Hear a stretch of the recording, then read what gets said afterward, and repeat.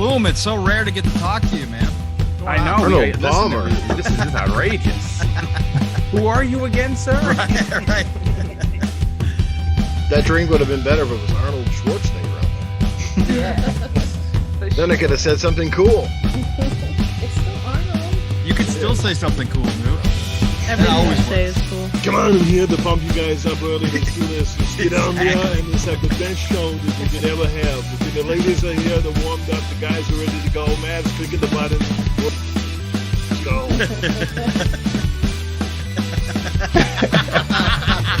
It worked out perfect.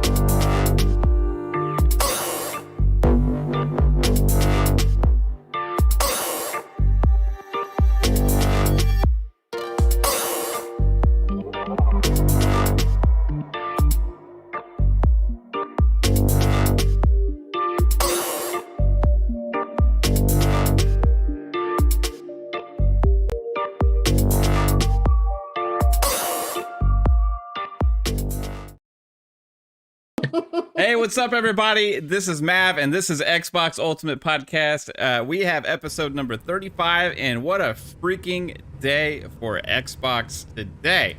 And not only what a day for Xbox today, but what a day for this freaking podcast. Because, hey, look at this panel. Look at what we got here. We not only have a boom, but we have a boom boom kaboom in the form of Newf Nukem as well.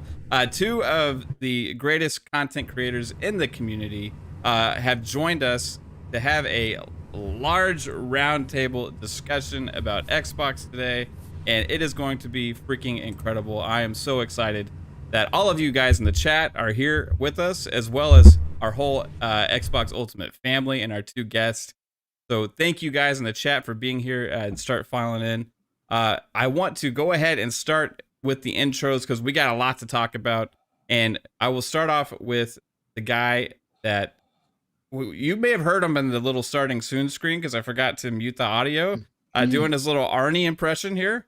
And look at him, guys. He's there, the handsome man himself, Newf Nukem. What is up, dude? How are you doing, man? First of all, I appreciate that amazing intro, but I have to correct you on one thing. Mr. Boomstick is a content creator. My content is kind of like flatulence. I make a lot of noise, but it usually stinks. Hey, whatever sticks is still content. I hope it doesn't stick. If so, I've eaten some bad Bronco there. Let me tell you. How's it going, Newf? I'm doing good, man. I had a great day. This is my third podcast, but I've still got plenty of energy. You got an amazing panel here. And you know, one of the things, Mav, besides the whole podcasting, I'm looking at this panel, and I haven't known you guys for a long time, but you're doing a great job here. You've assembled an amazing crew, like Psychonauts I've known here now for a while, and 3-Bit a little bit as well, and Pong Soul, and you got your wife and Lady. I mean, this is a great group, man. I know there's a few people missing as well, but this is awesome. I'm happy to be here, man. And like I said, congrats on getting over 500, and we look forward to seeing those numbers increase. Thanks, Newf. I appreciate it. Also, we cannot forget that, like, this guy has gone on to have a show almost every freaking day, and sometimes two. He is just on fire in the community, making amazing content, videos, new shows, kind of leading the charge with some of the Xbox podcasting stuff, and just been somebody that I've been able to learn from. And I want to please welcome everybody, or please say welcome everybody to Mr. Boomstick himself. Hello, Boom. How are you doing? Hey, dude. Thanks for this. Is a long time coming. We finally got our notes on the same page, and it's great to be here. First of all, it seems like it was fitting. Not only do I get a chance to podcast with people that I haven't had a chance to do that, and that's awesome, and that's always what you want to do as a content creator. But my God, talk about news for Xbox. I mean, even the hiccup that that they had last Friday with how we felt about the way that Twitch ran the stream. Man, they just have been really knocking home runs left and right, and that's fitting considering that MLB The Show is in Game Pass. Yeah, it's like Xbox is just killing the news, but when they have to be on the stage, that's when they like falter. It's like when when they actually have the chance to prepare for something, to show off the best of what they got, that's when they falter. But like when they just have, hey, this is the next piece of news that we have casually on a Friday, the internet explodes. It's amazing, but that's just kind of shows everything they got going on right now. As well as these two amazing guests, we also have our awesome panel here as well. Now, first in my heart, I love her so. You see her, she got the Mickey Mouse ears on tonight. My beautiful wife, Kaitlin. What's up, baby? Hey guys, I am so excited about tonight. I've been looking forward to it all week. Ready to get it going. Heck yeah. Then we have the extraordinary assassin Lupa. Second week back, I think now. Is it the second week back with us? Second week back. What's up, Lupa? How are you doing? I'm doing great. Thank you very much. Just got off community game night to come on here and have a blast. It's going to be awesome. I can't wait. Yeah. I've been so looking forward to it. Let's get it on. Let's get it on. Then we got the fire, as always, Lady AF. That's right. Not just Lady, but Lady AF. What's up, Lady? How you doing? I am doing well. Yeah, I've been looking forward to this since last Friday. I love you guys. I love coming on here. I love hanging out. I'm excited to get the fucking ball rolling. I was trying not to cuss tonight, and you saw me like hesitate a little bit. It didn't work. I don't fucking care. Sorry. She was like, fuck it. Fucking yeah. No, I'm excited to be here. It's gonna be a good show. This is the first time I will be on with Mr. Boom, so that's fantastic. And it's certainly not going to be the last. That is for sure. Oh, well, Heck yeah. let's hope not. And yeah, Newf. I've done a few shows with Newf there. I feel like I need to go back on to Gaming After Dark. I think I've left you in the dark here the last couple months. I was supposed to come back in February, and I kind of forgot. And Newf has a new show as well. Gaming After Dark was a blast. Was it last week? I think It was I was so nervous. It's I was such a fun show. Good fucking time. But I had so much fun. And what's the new show called again, Newf? I remember you announced that. Good morning, Xbox. That's right. We go from night to morning. Is that the Robin Williams Good Morning Vietnam impersonation? Yeah. No, I wasn't really trying to do that, but if you wanted me to. Good morning, Xbox. Excellent. I think it was so loud and awesome, the noise cancellation cut you off there. It's Kicking in. started kicking in. There's too much Robin here. And I think That's I just awesome, had a dude. wet fart while I did that. There you go. And then we got the other three guys. And all right, guys. No, I'm just kidding. We got Mellow Fellow, my man Psychonauts, the psychedelic astronaut in space. What's up, dude? What's up, man? It's been an amazing week, and I can't wait to get on some of these topics with some great panel members. And Newf and Boomstick, it's the first time being on a show with you guys, and it's going to be great. I can't wait. Thank you, brother. We got my man 3-Bit, the talented, extraordinary man of all facets. What's up, dude? How's it going? Hey, it's going pretty good. We have a lot of topics to get through today, don't we? Well, I mean, there's one big one that's obvious, right? Yeah, we gotta talk about That's this. a 9-inning topic right there. Yeah, it is. Yeah. So, I mean, the other topics, there really wasn't that much other news, so I kind of chose some just fun stuff to talk about besides that, so we'll get to that, and we'll go from there. But it's gonna be good. You know, I love being on the show with Boom. Now it's gonna be weird because now he's a panel member with me. So it's like that's right. Yeah, like them apples. So it's definitely different. And Newf, it's always good to see you, and of course the rest of the panel. So it's going to be a good show. And then there's the man that everybody wants a piece of, the man that not only started a new show with Steel Rain, but also is on a show with Mr. Boomstick as well. What's up, Pong? How's it going, dude? Dude, it's a Friday night. Happy to be here, obviously. I mean, look. We've got Mr. Boomstick, we've got Newf, and what happens? We have a nuclear day on a Friday. Perfect timing. I mean, you couldn't write this stuff, Mav. You were begging for topics earlier in the week, and look what happens. Now we have a topic that we probably talk for about 5 hours on. Not that we're going to, but man, it's incredible. But yeah, man, it's Friday night. It's been a long week, man. Just with work and stuff, but been doing a lot of gaming and happy to be here. And obviously, love you all. And it's always great to get together with you guys on Friday night. So let's get down to it. All right, guys. So like he said, let's get down to it. Now, holy crap. Did this fall into our lap today? We talked about Xbox being a place for sports games before. And now that they were going to get the show, you know, they have the EA Play games going into Game Pass. You know, they have the freaking Football Manager. You know, the NBA 2K21 hit Game Pass.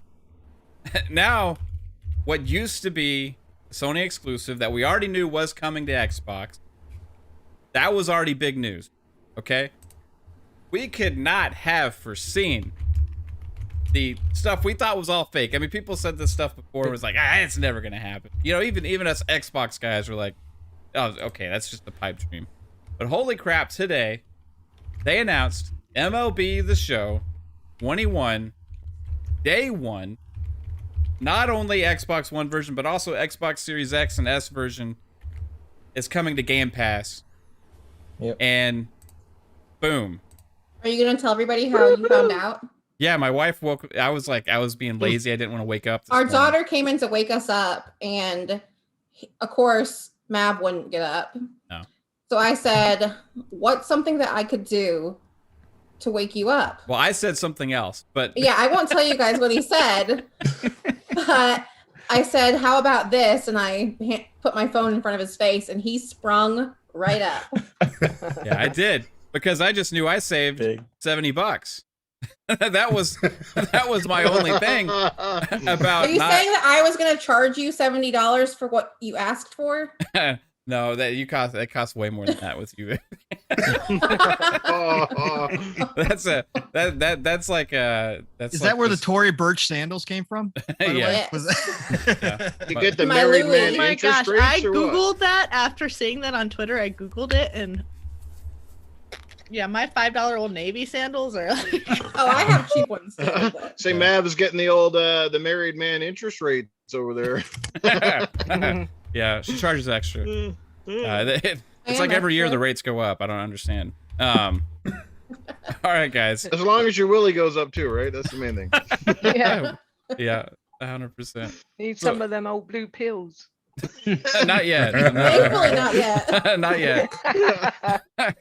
All right, we'll start. Let's start with our one of our guests here. Let's start with Boom. Like, how big do you think this is? Not just for Xbox, but like gaming and sports games and this new. We talked about it on your show.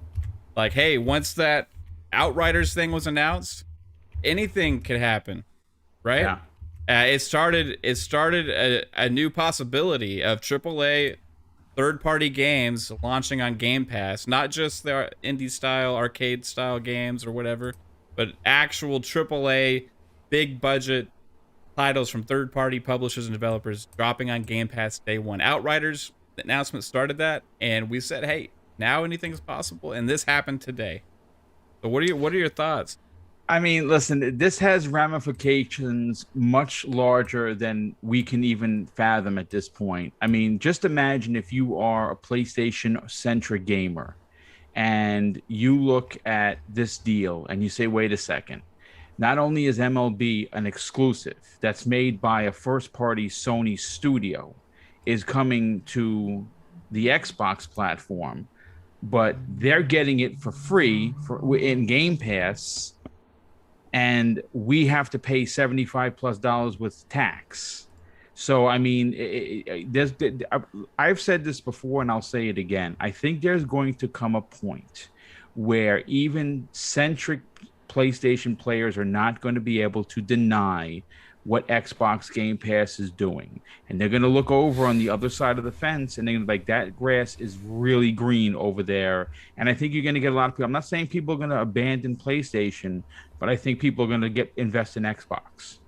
Yeah. And this is another example of that. Well, one thing is a lot of people are like, okay, we're not really going to abandon an ecosystem for one game is what a lot of people say. But this just isn't one game, especially if you're a sports game fan. If you play the show, there's a good chance you also play all those other games, well, that we already listed, right? So when you add all of that up, that's a lot of money in a year. Well, I mean, just think about this for a second. Right now, if you were to subscribe to Game Pass for $15 a month, you're getting almost 400 games.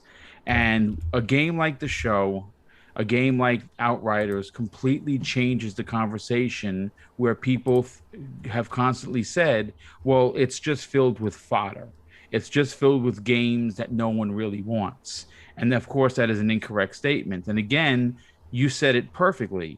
If they can get Outriders, what's next? If they can get MLB The Show, what's next? And listen, I got news for you. The Final Fantasy VII, that's coming. Don't be surprised if it doesn't drop on Monday or a week from now. That Final Fantasy VII remake is coming to Xbox Game Pass, because that is. And just imagine, where do they go from there? I also believe that's going to come to Game Pass. Yeah.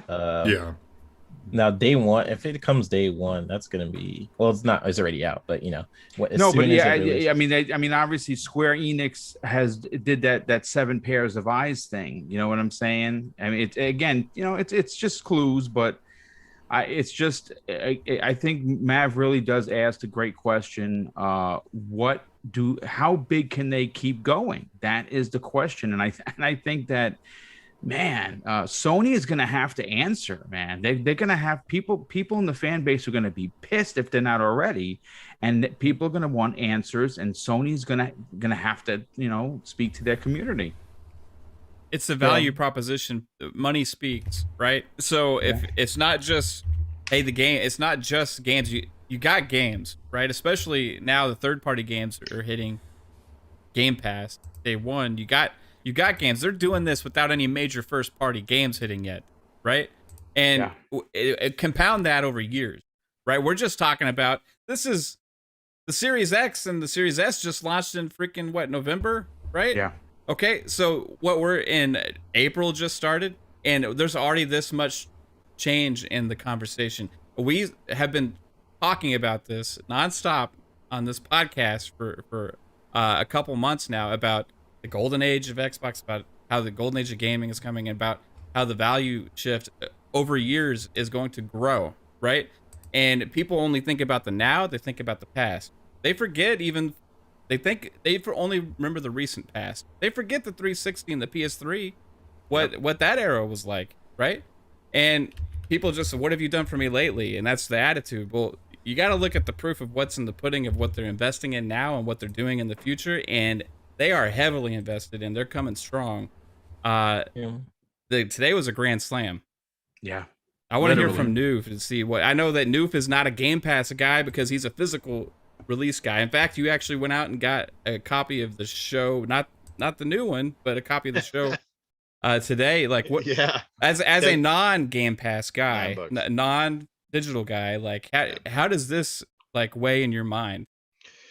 It affects me in pretty much in no way. And me personally, this affects me not. Okay. Because one, I have a PlayStation. Two, I have an Xbox. So if I do want this game, I have that option to buy it. Yes, I'm going to pay for it. I'm going to pay my $70, $89.99, whatever it might be up here in Canada.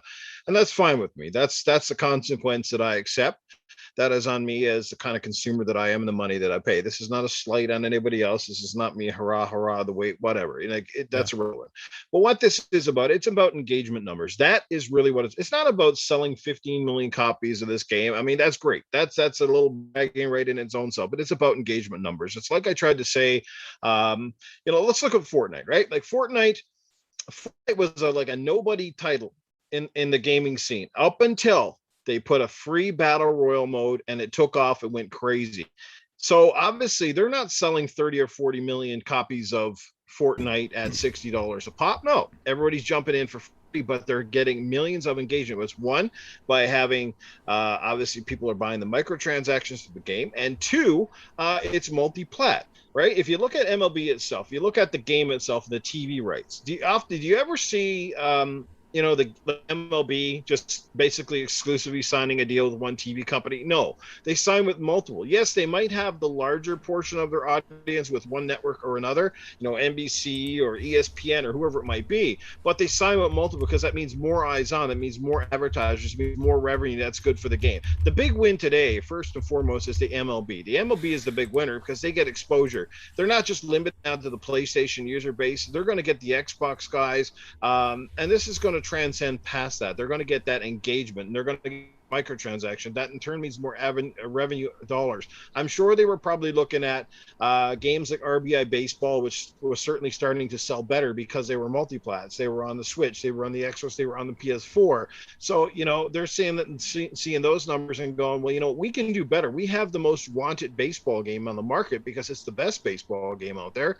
And we've heard the cry from Xbox gamers for years. Just like you say, the PlayStation guys cry out for certain Xbox games. Well, Xbox guys have often said, God, if there was any game worth buying a PlayStation for, I wish I could buy this show. We've heard that for years because we haven't really had a fantastic baseball simulator. So they get the exposure, right? And if there's any game that really, if you think about it, if there's any type of game that's made for Game Pass, it really is sports games because they have a short shelf life. They're basically good for a year, then everybody pretty much forgets about it. I mean, you look at the sports games this year, most of them were half price within a couple of months of being on market. NBA 2K21 is already in Game Pass. And then about a year later, you see these things in the bargain bins for $20 less, at least up here in Canada, and probably less than that in the States. And that's it. And they're forgotten about. People are moving on to the next big thing. They want the newest update. They want whatever. And, and those are hardcore. As far as the PlayStation fans are concerned here, it's not time, the cry foul and the ship is sinking because they're still going to get to play their favorite baseball game. The difference is right here, and I guess the slap in the face part of it comes at the fact that now they might actually have to pay more. They will pay the full premium price for it. Well, the Xbox guys now are over here going, for the subscription cost. So it's kind of crazy to think about that. And I think that's the biggest factor here. It's not that the game itself is on Xbox, which we've known about for months. It's now that Xbox fans get to play it cheaper than the PlayStation fans who kind of made the game what it was in the first place. And that's something that Sony's going to have to look at and remedy here. And that might mean put this game in PlayStation now, put it in there ASAP. They're trying to figure out a deal or cut their players a bit of a slack here so they can take that sting away from this. But great news for Xbox. Huge deal. They obviously had to throw money at this thing. Now, how long it stays in Game Pass is a good question, but at the end of the day, I don't think anybody cares. If it's there 2 or 3 months and you score 20% off this game, either which way, they're going to get a lot of new baseball fans on board just by being able to play this game now at a very, very acceptable entry-level cost. So it's almost a win-win all around, but it does this thing for the Sony fans, man. I'll leave it at that. I know everybody else wants to jump in here with this. I could probably go on for an hour, but I hope you see where my point on this is. And it's like I said, for me, Game Pass, if I had Game Pass, I'd be shouting from the heavens yeah, this is awesome. If I don't, you know what? I just go out and buy the game. And you know what? Today was my first MLB The Show I've ever bought. That is fact. That is true. And I've had PlayStation for years. I'm not a big baseball baseball guy, period. So I just decided, because I saw this game today for $10, frig it, I'm just going to buy it and give it a try and see if I like it. And if I actually like the 19 version enough, maybe I'll sink some money on the other version down the road here. Yeah. So all good points. I think I can't like see Sony. Sony, I see a lot of people responding to this. A lot of the Sony community basically responding to this, like, you have to answer back, you have to, and that's starting to happen a lot. But I think, if anything, we also have to think about that we're the hardcore community, and people are going to look at what is the best deal. I think when you're in a store, right, you have the mom and you have the son, and then they're going to look for what's cheaper, what can I get out of my money. And it's kind of crazy that this was, Sony's property essentially. I do think it should come to PS Plus as a response for sure, but either way, it's just more third-party games coming to Game Pass is going to make Game Pass like very, very strong. It's already strong, like it's already the best deal in gaming, but more third-party games coming to Game Pass is I think going to win a lot of people over, because it's already, for some people are just getting $1 deals right now, and they're stacking it and just getting like, I don't 3 have to years pay worth for of Game Pass until like, I think September of next year. Just That insane. is how fucking long I It's have great. Game Pass for right now. Like, that's Yeah. fantastic. And like the people that you see that are like, oh my God, this is horrible news. Like, I don't understand how anybody can wrap their head around this and be like, this is bad for gaming. Like, I just don't get it. I don't see it for me as a gamer, because I feel like this is like the best time ever to be a gamer. And they're like, you're renting your games. And I'm like, I'm sorry. I went to Blockbuster when I was a kid and I rented like Zelda, and I checked that thing out 3 weeks in a row just so I could finish the game. And yes, I will rent my games to fucking play something that I don't have the money to buy full price. Like, I'm sorry, but that's something I do. I don't need to own everything. That's me as a gamer. And I think that in itself is 75% of gamers across the board. Like, I don't need to own everything, especially now in the digital era. Like, it's so not necessary that I don't care if I only have it for a year. That's a year for me to get what I can get out of it and then go on to the next game, because there's no shortage. There's no shortage People of are games for definitely me to having play right now. different mindsets for sure, of like what it used to be, where people I remember there was this mindset when the Xbox One first came out, where people felt like they really needed to own their games, which is why they really went against the ideal of what Xbox One was launching with the whole online DRM things. And now that's almost in every game. Like the DRM, you logging online to have your game, and the whole rental argument I keep seeing, like, well, we're just renting it, so I could pay the $70. I can see that a little bit, but at the same time, think about Netflix, right? When you're watching Netflix, and I just posted this on my Twitter earlier today, when you're watching Netflix, you're not trying to buy every single movie on Netflix. You're just experiencing the movies. You're checking out different things, and some things click with you, some things don't. And that's pretty much what Game Pass is. You either like some of this stuff, you probably won't like some of the stuff, but at least you get to try it, and you're just paying the subscription. So there's like less of a risk for the gamer, because like for me, I haven't played the show before, but now I'm going to try it, because it's coming to Game Pass. I don't want to pay $70 for a game that I haven't even played before. So can I just add something to your point? If you look at what Xbox has done in Game Pass in the last 3 releases, and they're all over the spectrum. Octopath Traveler is still a $60 game on the Switch. Game Pass day and date, right? Now, maybe it's not for everyone. It's for me, and I'm an old school JRPG cat like that, so I appreciate it. I'm playing through it. I got 15 hours already into the game. That's again, $60 title. You have Outriders. Now, it may not be for everyone, and people may be like, the facial animation's not for me. I'm not enjoying it. It's incredible. The game is incredible.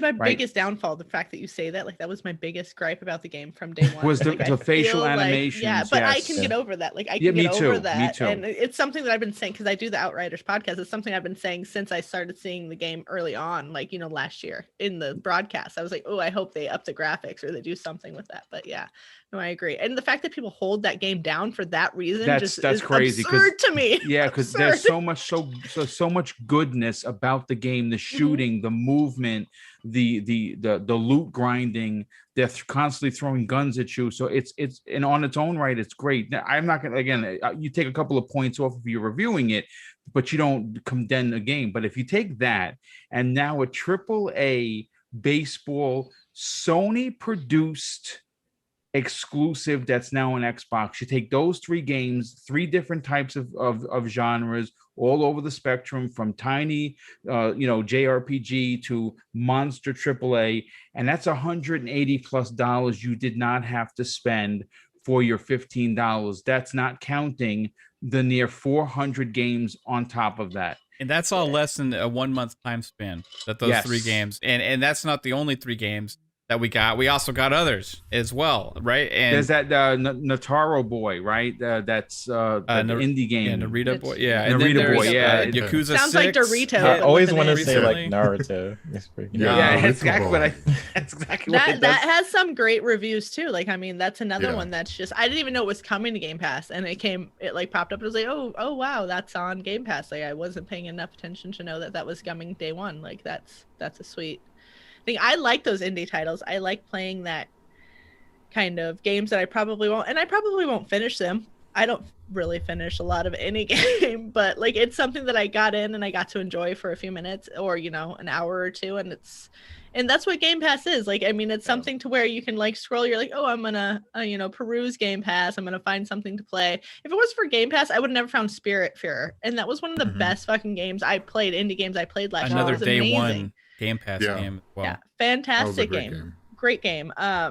I just think it's insane. I saw somebody's comment today on Twitter where they said that, okay, well, all of a sudden everybody loves MLB The Show.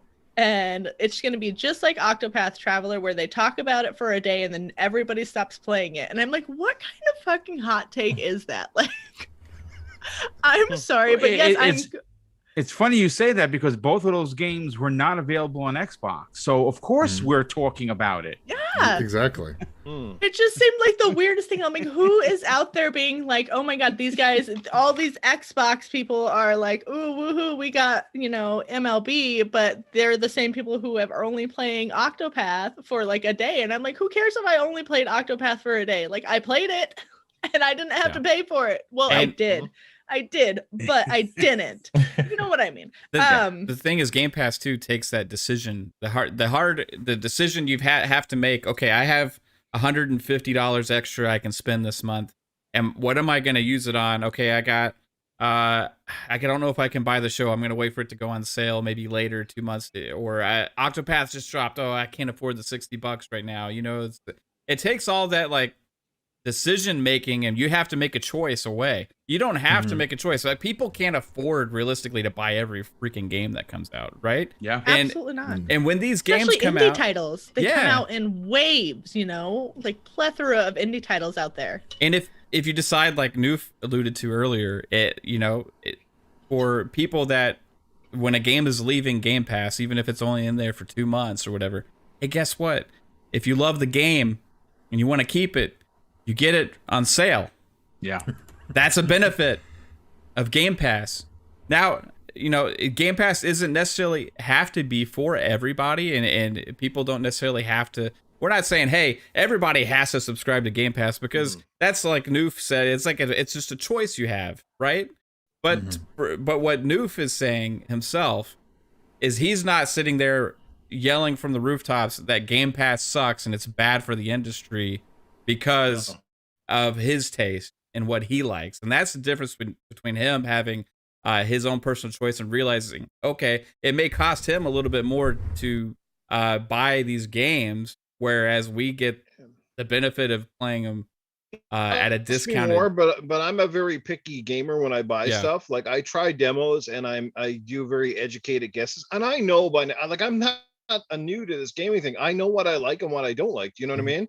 So I generally, I'd say 8 out of 10 times when I buy a game, I know I'm going to like it. I know the aesthetic. I know the concept. I know that's what I'm into. So it doesn't cost me that much because I don't buy every game. I don't have the money and I couldn't care less to buy every game. I don't have the time to even play them even if I could. And that's why, like, to me, to Game Pass, I'm going to have hundreds of games and 95% of them I'm never going to touch or play regardless of what my stance is because I don't have the time to play them. So to me, it's just that's just like going to a buffet and then you walking out eating like one thing off the menu. Like, it doesn't work for me. It works for a lot of people, it just doesn't work for me. So that's the way I feel about it. I'm very educated, and again, unless the physical stores go the way of the Dota, which is a possibility, if I make a bad decision on a game, guess what, guys? I take it down to EB, I trade it, and they have a pretty good program, especially when you're an Onyx member. I get most of my money back. Actually, as a matter of fact, I think I can almost do a full trade back in 2 weeks. If I buy a game, I just go in, I get almost a majority of that game money back to buy another one. So it's not really that far-fetched of an investment there. So just thought I'd put that up. That's so interesting because, like, I went from only buying physical games, and I don't think I put a single disc in my Series X since I've got it. It's so you might want to just make sure it works, just in case, you know. You yeah, just, like, test it. Probably should check that out. Yeah, so interesting though. I don't know. That's crazy because I have the Series S. I wasn't able to get my hands on a Series X from launch, and I've actually been debating even picking up a Series X at this point. Like, I'm like, do I just get another Series S for the kids to play? Because my plan was originally to grab the Series S, buy the X for yourself, and then give the one. Eventually, when the S was more available, I was going to give it to the kids, and I'm like, do I really even need it? Like, I mean, I'm not the gamer that's like, I need the very top visuals. Like, that's just not who I am personally. Like, I'm fine with my Switch. I'm fine, you know, with what I have personally. I'm just not that. I fucking grew up on 3-bit and, like, you know, just fucking jumping around and like doing shut up 3-bit. Don't. But yeah, like, it's, you know, it was just things that, like, for me, visuals haven't been, it's story for me. It's the immersion and stuff like that. And I don't need top of the tier. So I'm like, do I really even need a place to put like the disc and stuff? Do I need the physical aspect of that? Because I'm like, I could probably just do well with another Series S and just go all digital. You know, here's when I go physical, right? I will, if there's a game that I don't know if I'm going to like, right, and it's like a fairly reasonable price, I'll buy it physically if it's not on Game Pass, right? And then that way I can sell it, right? So like, or if I got credit. So like Sekiro, you know, I've never been a Souls guy, right? How long are you going to be able to sell it for? Like, I mean, are you talking about GameStop? Because probably not. Yeah, well, I bought it, this one used. It came out like years ago. I just bought it recently, right? So the value is probably not going to go anywhere. But that's what I used to buy everything physical as well. But you know what? The reason I was excited about digital to begin with is because I'm lazy and I don't want to get off my ass and change the disc and the... I'm just being honest with you. You know, I play a lot of different games. And if you're sitting there chilling, hanging out, you're into a game, you're like, okay, you got an invite from your friend, right, to play something else. Okay, I was like, hold on, man, I gotta go, you know, to switch the game out. And so I'm too lazy, you know. I'm curious about Lupa. Like, okay, you're not probably that big of a baseball fan, I would assume, being there in the UK. Like, does this mean anything to you? Do you think you'll actually try the game at all, or? It's in Game Pass. Of course, I'm going to try it. I actually love that one, that baseball one, that like comic type one. I can't remember the name of it now. Super Mega League Baseball. Yeah, that sort of thing. That's a great game. I used to hit them out the park all the time. I quite like it. I was a Rounders freak when I was at school. You wouldn't know what Rounders are, you Americans, but it's like baseball, but for girls. It's like a little wooden bat and a ball, and you have bases, so it's very similar to baseball. Cricket. Hey, thanks for that, really Dutch. Cool. I appreciate the donation, man. You're awesome. I think that that it's going to take off. It's going to go further. It's going to be big. I think there's going to be more big games in there. I would like to see Resident Evil Village go in there. That'd be cool. But yeah, I'm really looking forward to it. And I also think Sony may not answer back, but they also may. But I can't see them swallowing $70 a pop to put it on PS Now. No. That one's, agree. it's I now agree with- $4.99 and what it is. Oh, They got to yeah. change the service, right? They got to change the service, or make a new service or new tier, something. Yeah, Yeah. if they're gonna, want to copy Xbox, so to say, whether you call it that or not, but if they're going to do something similar, they certainly have to change it up, because the Sony fans are so salty now. Well, what do you mean? I'm going to pay $70 for a game. They're getting it free. How dare they? Oh my God, this is a shock to my system. They're so salty. This could never happen, and now it has, and they're hating it, every bit of it. It's so funny to watch Twitter. I can't help but laugh. Yeah, I definitely think that Sony is going to come up some kind of service, because they can't just keep doing what they're doing with Microsoft dropping games like MLB The Show, Outriders, and everything else that they're dropping into Game Pass, and Sony doesn't have anything. So they definitely, I think, as of today, they're probably in the boardrooms talking about what they're going to do and come up with some kind of solution. Who knows what it is, but I think something's going to come about pretty soon, and they're probably going to drop it. Yeah. And it would be good for all gamers. I mean, that's what it matters. It's playing games. They got some big hitters coming out this year. Sony does, right? Like with yeah. really good AAA games that are going to be exclusive on the. So the conversation's going to shift back and forth this year quite a bit. But towards the end of the year, if Xbox keeps pulling out surprises like this is going to be interesting. Yeah. Pong, man, you've been quiet here. I know you're chomping at the bit to say something about this, because I can see the smile on your face, dude. Just letting everybody get their airtime, right? So, look, this is something that, Mav, you and I have had so many discussions about this. Like you said, the golden age of gaming. That's what you and I have called it for a while. But just this has been coming. This has been building throughout last year into this year. And we've talked about this so many times, and I firmly believed it. So again, I don't know how you could not be a part of this industry for a very long time and not see stuff like this happening. I'm not talking about just specifically MLB The Show. This is something that I know some people threw out as a joke. What if it came into Game Pass day and date? I saw a lot of that on Twitter, and people were pulling their old tweets, and that's cool. I don't know how many people other than King David probably believed in it. But the fact is that this is just a culmination of what Microsoft and Xbox started and what they've come out and told everybody is their plan. And that's the point where I have to laugh when I see everybody in shock and people waking up as cold water is splashed on their faces, even though they should have known that was coming. And again, MLB The Show was a surprise for me. It's fantastic. I'm not a huge baseball fan in real life, but I like playing baseball games. I own the show on Vita and PlayStation 4, PlayStation 3, PlayStation 2, or PlayStation 3, I should say, back in the day. So I've played them. I haven't played one in a few years probably. So I'm excited because this is awesome. I mean, it's in Game Pass. I was already thinking about it because I knew a lot of people were probably going to be trying it out. So I was trying to fit it in my budget and be like, okay, how am I going to swing MLB The Show, when I'm going to be able to do it. I was kind of thinking, well, maybe I'll wait a little bit till sale. Now I don't have to do that because it's Game Pass, day and date. It's beautiful. But this is the start of something. And if you listen to people who are in the know, they're telling you once more, everybody, that this is the year that Microsoft blows up Game Pass. Okay. Yep. This is something that they've been planning. And we talked about this, that when the golden egg that was Halo was delayed. And I've said this many times, and I firmly believe it, and everything's kind of fallen into place where I think I'm pretty close to what happened. And Phil came out and said it, that holiday 2021 is the key. And the reason for that is because when they lost that golden egg, they said, fine, okay, look, consoles can't be produced fast enough anyways. Okay. Our hardcore are going to come out in droves. We're going to sell through whatever we can produce this year, but we already know that we're not going to have enough consoles for everybody. We also know that Sony is not going to have enough consoles for everybody. So we're both going to be in the same boat, and we're going to be hanging close.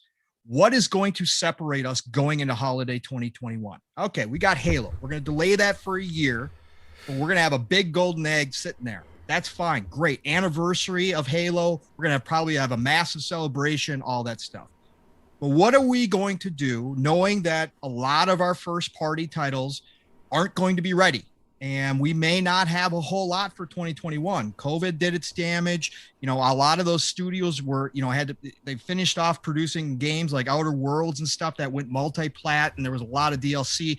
So stuff like that, they knew they wouldn't have like the biggest first party lineup ready. Now, you know, with Bethesda, we might have another big one in there with Starfield, but point of fact is they said, what are we going to do? We have to supplement and we have to push Game Pass. And how are we going to push Game Pass?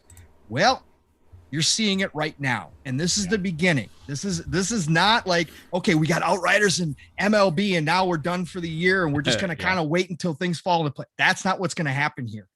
No. This is just a stepping stone. This is correct. Like they are different moment.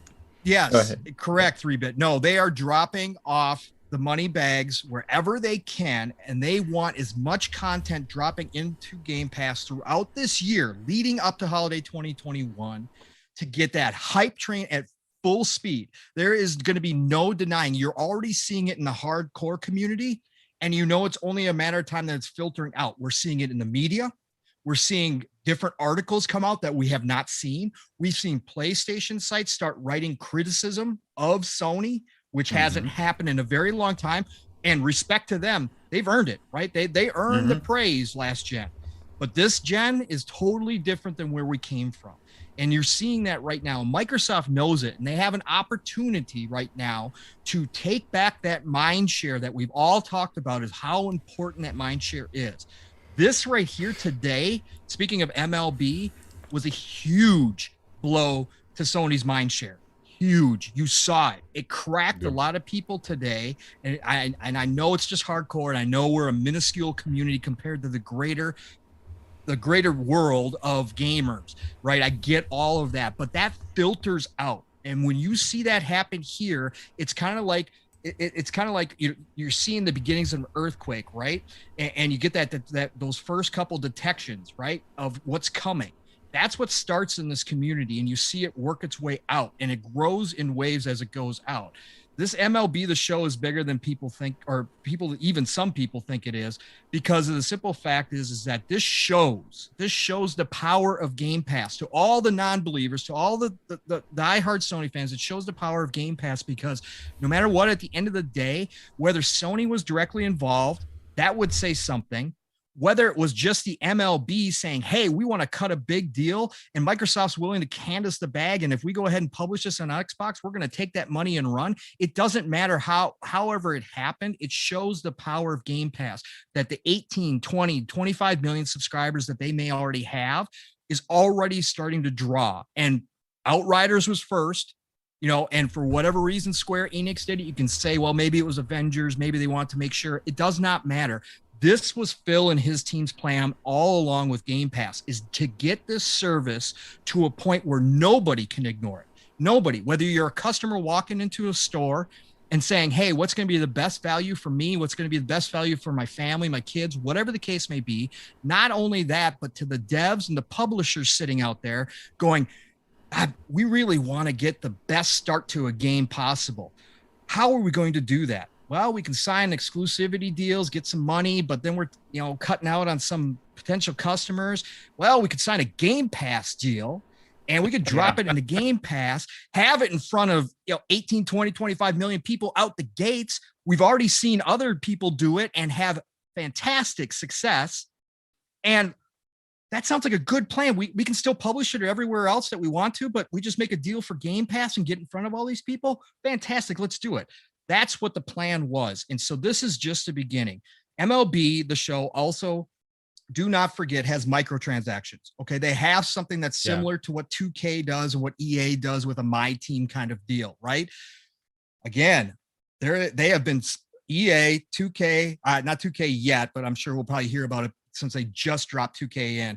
But EA has been publicly outspoken about what they've seen as far as results with dropping all their games into Game Pass. So you know that the industry, they all know each other, right? They may be competitors, but they all know each other. Everybody knows that right now, and the non-believers out there, that the fanatics who want to deny it, what's happening here is that people are making money by putting their games in the Game Pass. MLB The Show, MLB themselves know it. And now they just open themselves up to a brand new audience. They're one of the major leagues in America.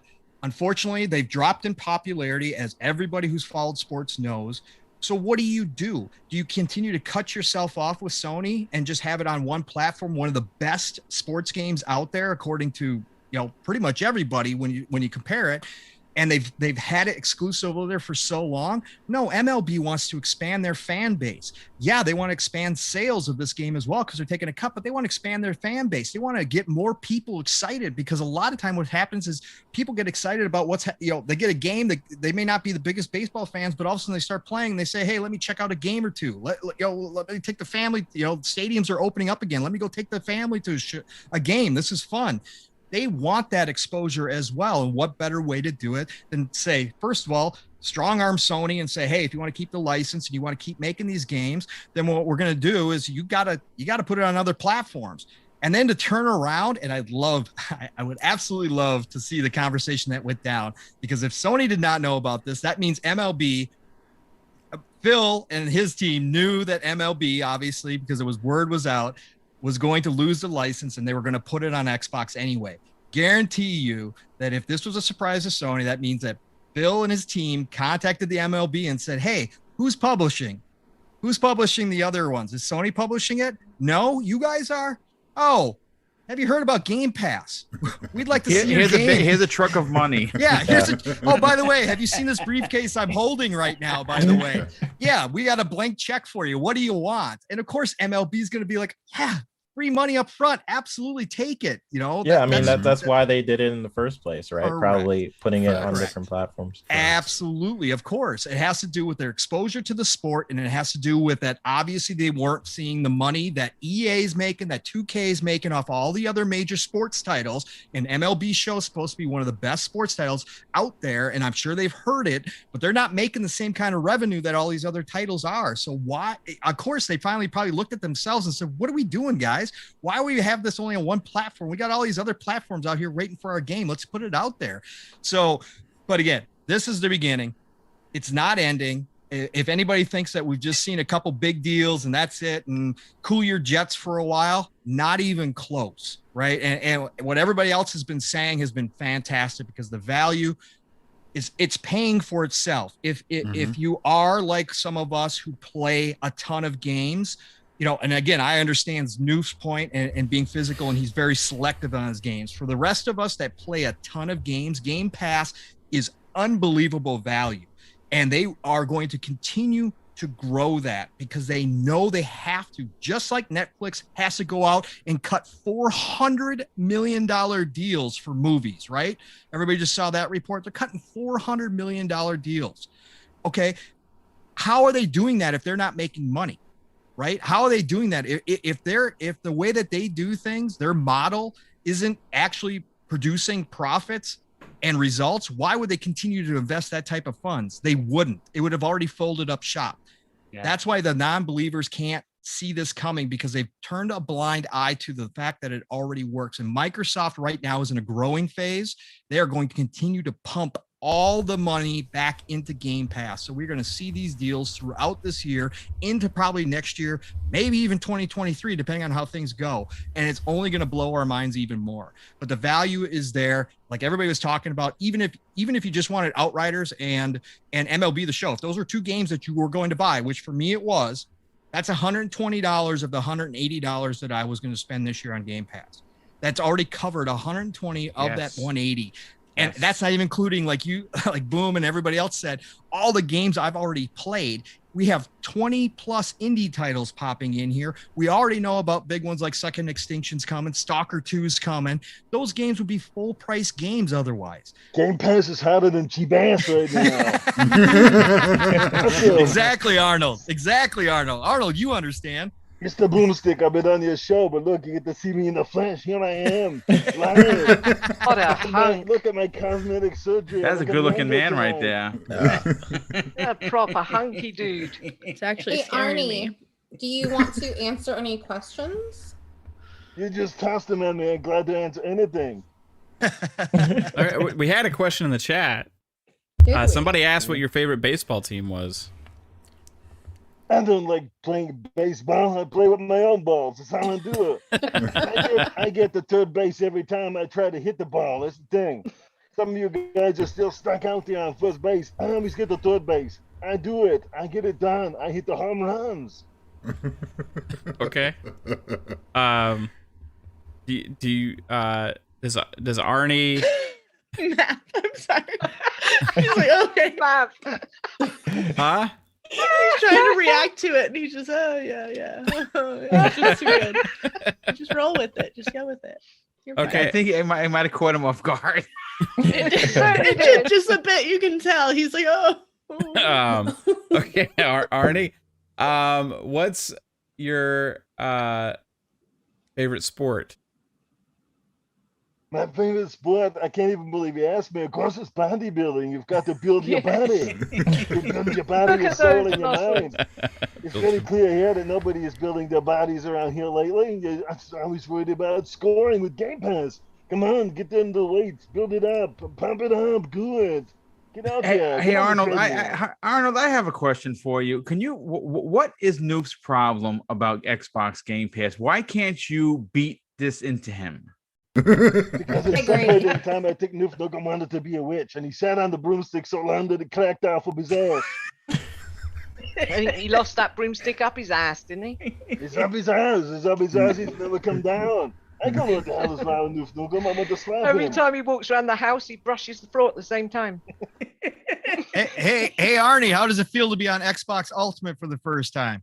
This is a fucking awesome podcast. These guys know what they're doing. Look, there's even 3 ladies in here. We don't look like a bunch of idiots in here. All these Wiener Fest podcasts are for the guys. Dude, the way your cheeks just went in. Wow. Nice. We've got the women here. At least there's some eye candy while you're talking bullshit. We're unique. Never been 3 women on a podcast before. Yeah. Unless it's an Yes. all-woman podcast. I've done some. Nav, I think you got the new intro to the Oh, yeah. podcast. You should just cut that in. Yeah, put him and Master Chief back to back. You know, Exactly. that'd be awesome. Perfect. All right, guys. So anybody have any further thoughts on that? I mean, I think we could. I mean, we spent over half an hour, right there, 45 minutes talking about. It's a big deal, right? It is. You know what? I will add one little thing, Mav. That and again, I won't give you my source, but I have spoken to someone who is in the business, and he basically told me that people are lining up to get into Xbox Game Pass, and that is confirmed. And there's a reason for it. Correct. So it works. That's Yeah. weird because it's for a long time it was like there were so many people concerned that this wasn't actually a viable system for getting games. Oh no, out. these companies get paid, dude. I mean, they get paid. As a matter of fact, I've even heard instances where their development costs were covered by the Game Pass, money drop, and what they got outside of Game Pass with purchase was bonus. Wow, Right. That's awesome. You know what that is? That's insurance. That's comfort. That Yeah. takes the pressure off. Okay, You can pay your employees. you know what that allows? Facts. More risk. Yes. With game design. Yep.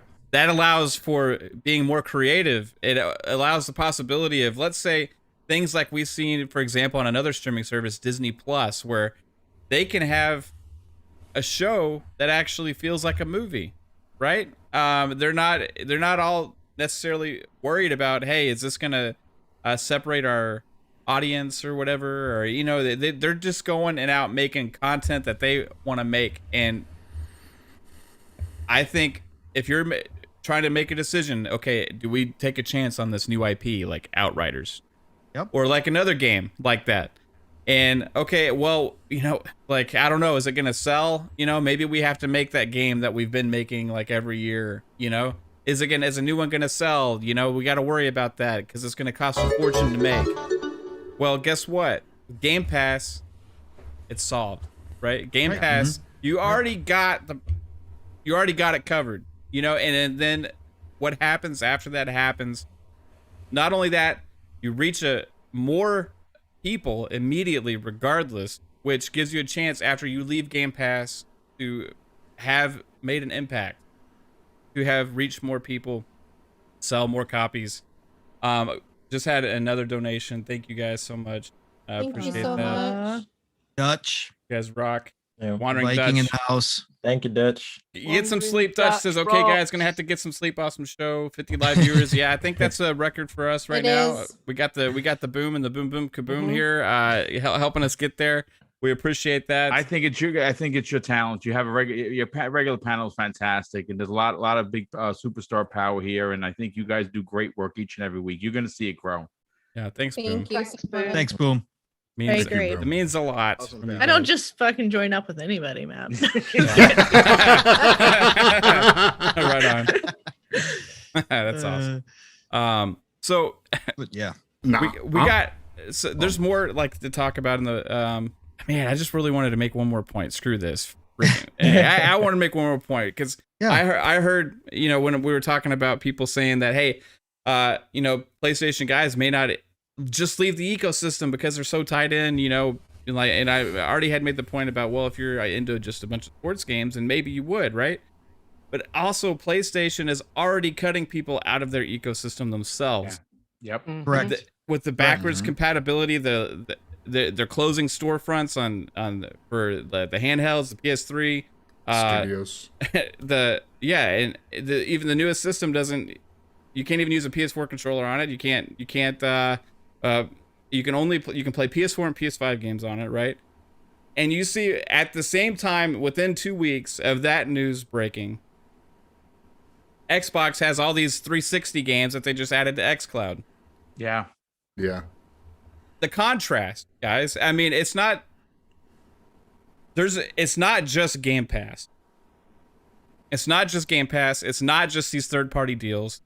It's protecting the value of your purchases as well. For people that purchase digital content, which is the future of content, I think everybody can agree with that, is that the future of content ownership is mostly going to be digital. There's always going to be a physical offset, right? But if you don't protect the value of what you're purchasing, and then you risk people not having faith in the purchase they're making today. Correct. And Mm-hmm. if I make a purchase today, I want to have faith and confidence that I'm going to be able to use that years down the road if I can't do anything else with it.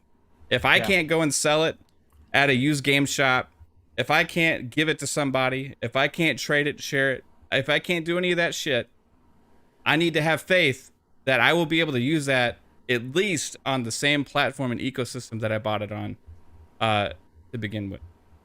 And that's not happening on the other platform right now. And I'm not trying to say, hey, you know, it's not like the end of the world thing, but it's just a contrast in the news that's going on right now. If you add that up, you add the value over time of $70 games on one platform plus Game Pass on the other. 2 or 3 years from now, guys, that shit's gonna add up. So I'm hoping, as a guy that loves PlayStation as well, and I have always owned a PlayStation, except for currently right now, just because my PS5 pre-order got canceled. Oh. I want this system and the direction that Microsoft is going to push Sony to go in a similar direction for the fan base of that platform and the system, because it is working. It benefits the gamers more than anybody else. Right? I think that's where the industry is headed, Mav. Like if you look at also like the movie industry, like HBO Max, right? That's a huge thing. Some people aren't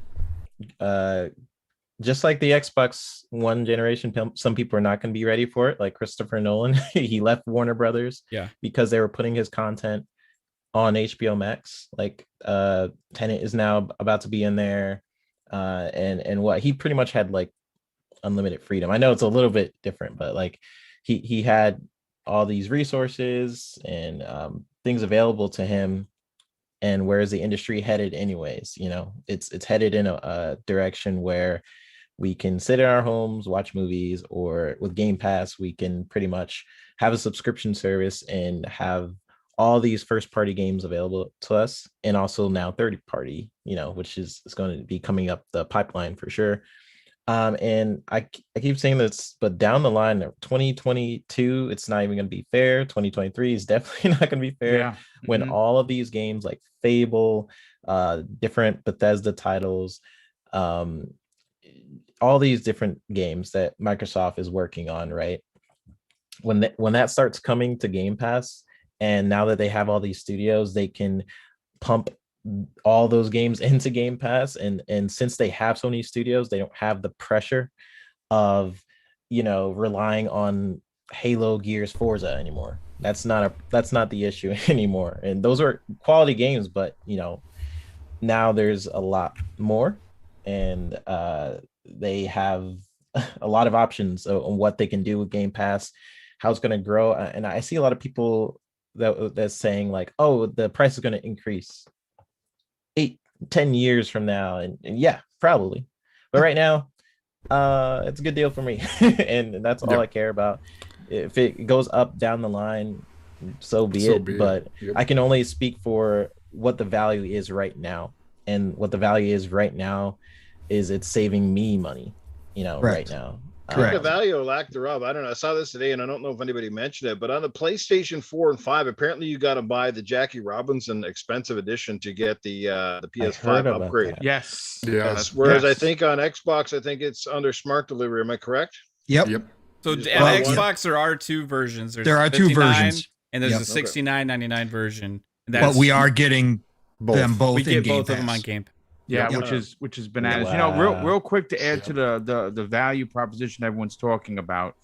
I just want to kind of paint the picture for you. And I said this before, and I'm going to say it again live on the air. When you want to talk about value, and you want to talk about what year Microsoft is going to have, on top of what we saw with the indies, right? You have Scorn, The Ascent, all of these incredible Second Extinction, all of these so-called indie games that no longer really look like indie games are going to be coming this year. We know that for an absolute fact.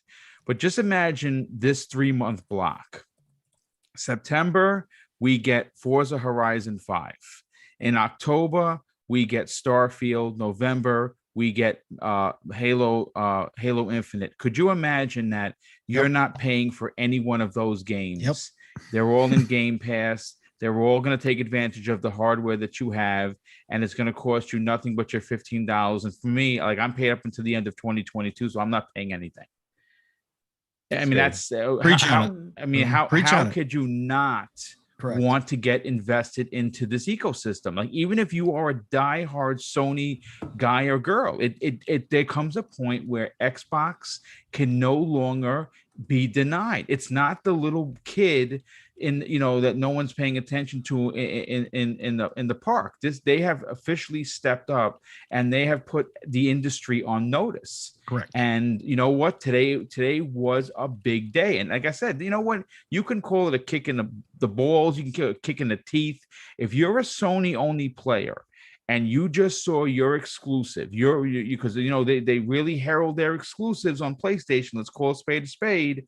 Not only is that exclusive no longer exclusive, but your first party development house is making the game and it's going into your rival's service for free, but you're charging your fans $75+ after tax. Yep. Wow. Not to mention the Series S, right? Which to me is competing against the PS5. Just wait till Xbox has a streaming stick. The xCloud, correct, also is what I wanted to say. The xCloud, from what I think I've heard that MLB The Show is going to be on. Yes, xCloud. they already announced it 3-bit. Yep. Which is crazy. Wow. I know. I'm going to be able to lay in bed with my phone and play baseball. It's going to be freaking amazing. Could you imagine that little Apple TV type device, that you can just take around, put on every TV or a streaming stick like a Roku, and then it's going to be $100, dude. It's going to be $100 package. Yes, it's going to come with a controller. It's going to come with probably a month or two of free Game Pass, and you're going to get the stick. You plug it into your TV, and you're golden. Yep. Yeah. That's nice. Crazy. Ridiculous. Or built straight into the TVs, which is coming eventually too. Correct. The apps by the later this year. Yep. And if you go say, okay, well, I don't want to buy an Xbox, well, you know, the trade-off you can make is, you know, you're going to be doing streaming quality, right? Which is depending on your connection, which xCloud works really well, most part. So if Game Pass is automatically included on most TVs as an app, dude, shit's gonna take right off because people are just gonna be like, "What is this?" And they're gonna check it out and go, "Oh." Yep. I mean, the day one games that I'm just hearing about in the news, I can play right now. You know, that's without buying anything other than a remote.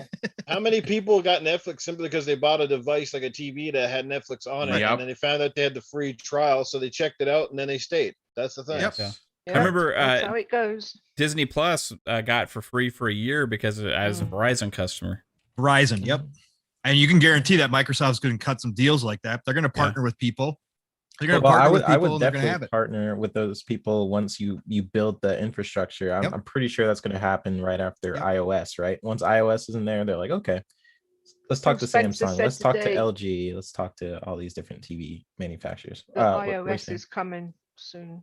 Yeah. He just said that on Twitter. Phil answered that again today. Just today. Yep. So guys, it's been a while since we've done a kill one. Uh-oh. No. Yeah, because wait, so Lupa's second week back, and we're gonna start this again. She's off the hook on this one, okay? Look, she had to leave the last time because I killed Zelda. I She know. was gone. She's off. Bastard. She's off the hook on this one. Oh, okay. All right. Oh, So, babe, do you want to give out the options? So here's how this rolls, guys. We each Pretty have to. self-explanatory. We each have to pick one that. No, hold on. It's very complex, Kaitlin. We each We've had have lots to of discussion. Pick He'll one. explain it like it's like this big freaking It is a thing. big deal. It's a big deal because it is when he kills off Zelda 2 weeks in the row and then Assassin's Creed. whatever you choose will cease to exist from history. Like it doesn't your memories of playing this will cease to exist.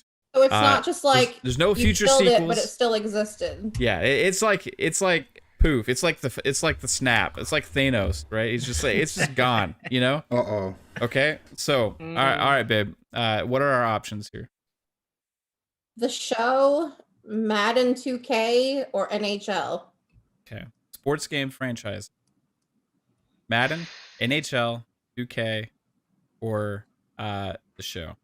Buy NHL. That was quick for boom. I have a feeling Newf is not going to be this. No, the for same me, it's a pick. show. I don't like baseball, man. That one can get out of here. Okay, so we got NHL's gone. The Show is gone. See, what if it was NHL day one, Newf? Would that sway you a little bit more on Game Pass at all? Potentially. Nope. Okay. No. There is nothing that will get me to go in there. Nothing. What if I The only bought you a way- month of Game Pass? Like Microsoft gets actually, you know what? I had Game Pass. People forget. I actually had Game Pass at one point because my buddy Free Jack actually gave me 6 months worth of it. I probably played about 2 or 3 games on that thing the whole time, and I was like, yeah, never mind. But no, like unless they basically pull all the physical copies of Gears of War off of there and say the only way you're playing Gears is in Game Pass, then boy, I might have to give in. Yeah. Well, there you go, Phil. If you're listening, that's how you get new. He's the last piece to the Physical puzzle. copy. You know, get rid of all physical copies of Gears. People were saying I should have used that for an April Fool's joke. Said that I finally got Game Pass, and somebody said, "No, we wouldn't believe you." So when I said on April Fool's, I said I sold my PS5. People actually bit on that one because they know how bad I am for trading in consoles and buying them 6 months later. I still have my PS5 though. All right, lady, you have to pick one: NHL, The Show, Madden, or 2K21 or NBA 2K. 2K21, definitely. I can't Ooh. get into that. Oh. I can't get. I play basketball, so it's like I love playing basketball in real life, but I've never been able to play it on a game. Like it's Put just the helmet never on. In shame. I am not. Psychonauts. Oh, this is easy. NHL. I like hockey, but I like basketball, baseball, and football more than hockey. So Are you having a stab at Canadians then, Psych? No, I like hockey, but I like the other three more. So All right, Lupa, come on, you gotta pick one. All 3, 4, whatever it was. All 4. She's like, screw them all. I don't play any of those games. I can give a shit about any of them. Right on. Okay, Pong. Or FIFA, Cyber. This was going to be easy one. I was going to say NHL, but I forget we're wiping it from history. Yeah. And the old NHL on Sega Genesis, like 93. Oh God, those were so good. Blades of Steel. Oh, that's what, yeah. Blades of Steel was amazing. Konami was good. God. I'd have to still go NHL. I guess moving forward, if I was going to look it on in the future, what I'm going to play more of. I don't play NHL. I've tried. I've played it on EA, but it just doesn't grab me. I'd have more of a chance to play baseball than I would have NHL. So I'll say NHL. All right, 3-bit. Shoot. What you doing? Basketball, football? Shoot. I can't. I don't know. I love NHL games. Like, I like NHL Hits. I don't know. Yeah, that was my game. That was like awesome. I played that a lot. I'm gonna have. What was the options again? So we got NHL. We got NHL, Madden, 2K. 2K, basketball, and the show. Well, I never played the show yet, so I'm gonna have to kill it. Damn you, because I was just about to say $70. So now that's gone from history. So. Yeah, well, I'll still save the $70, I guess. I just don't get to play the game. All right, babe, you got to pick I don't one. give a fuck. You don't care. She's like Lupa. on, All of them. You know, I've tried to play sports games with you, and I find them extremely difficult. Here you go, Kaitlin. If you kill Madden, you will have more money in your bank account. So that would actually help out. Well, speaking of that, But Mhm. we have arrangements. If he buys ultimate packs, I get goodies also. Yeah. Okay. All right. Yo, Mav. Yeah. Introduce her to the NBA Jam game, NBA Jam on Fire Edition from the Xbox 360. Backwards hell compat, ton yeah. of fun. it is back. Is it on? Is it digital or is it you have to buy? Yeah, digital. Yeah, That was a digital. live Download arcade it. game, right? Yep. Yeah, NBA Jam, but it's the On Fire Arcade Edition, so it's got the updated graphics and stuff, and the game is amazing. It's so easy to play, and It's it's fun. stupid fun. I used to Yeah, love it is. NBA Jam back in the day. Wait, is it back? Yeah. Like right now? It came out on the 360 a few years ago. I still have it. Like it's backwards compat. You can play it there. Like, it's, All right, yeah, I'll just play. download I'll play it if Xbox does FPS boost. It'd be an amazing game for community game nights too. To have like a little 2-on-2 thing going. Yeah. I was playing 2 months ago. I was playing NBA Jam on Fire. Yeah. It was awesome. So this is also an easy chakalaka. decision for me. So, babe, Yeah. I'm gonna interrupt you. Mhm. How come you didn't do PGA and FIFA? Well, I don't want to give 6 choices. Okay. I guess I could have put FIFA on there. Because he knew we'd all get rid of PGA. Oh yeah, that'd be gone. Fine. Yeah. Yeah. Golf games are fun, but actually watching golf. Ugh. Yeah. Mario Golf Oh, it is was a good great. walk. PGA Golf. Hot is shots boring. golf is You just can't even fantastic. see where the ball Golf for goes. friends, right? 3-bit. No. Yeah, golf with friends. I actually had PGA fun was with like golf with amazing. I friends. didn't even know. I have that lady. I haven't played it though. I just bought it. Yeah, we got it on sale. It's on sale Well, now too. we have to play it. Let's Out of play, all my guys. friends Oh, did. I think I bought it you for guys 30 bought it bucks. too? Hey, maybe Nice. we could do that for we after hours haven't one played time. it at all. It's only There you up to go. 4 people. I have everybody's golf Oh, on that PS4. sucks. That one's Yeah. fun. All right. So this is easy for me. I'm gonna pick Madden. Because of the Ultimate Team, I want all my money back. And if I get it, And we have NCAA coming. Or yeah. So, if it whatever. ceases to exist, that money will reappear in my bank account, which I will be You extremely wish. happy about. Because those are regretful purchases that I have this day. It was fun while it lasted for 5 minutes. You know. So it'll appear in your bank account and you won't know why. You're just like, huh. Yeah. You just Another forget it. stimulus? just- I'll take it. You're like, well, There you go. Arrangement. The best sports game was tennis on the Nintendo.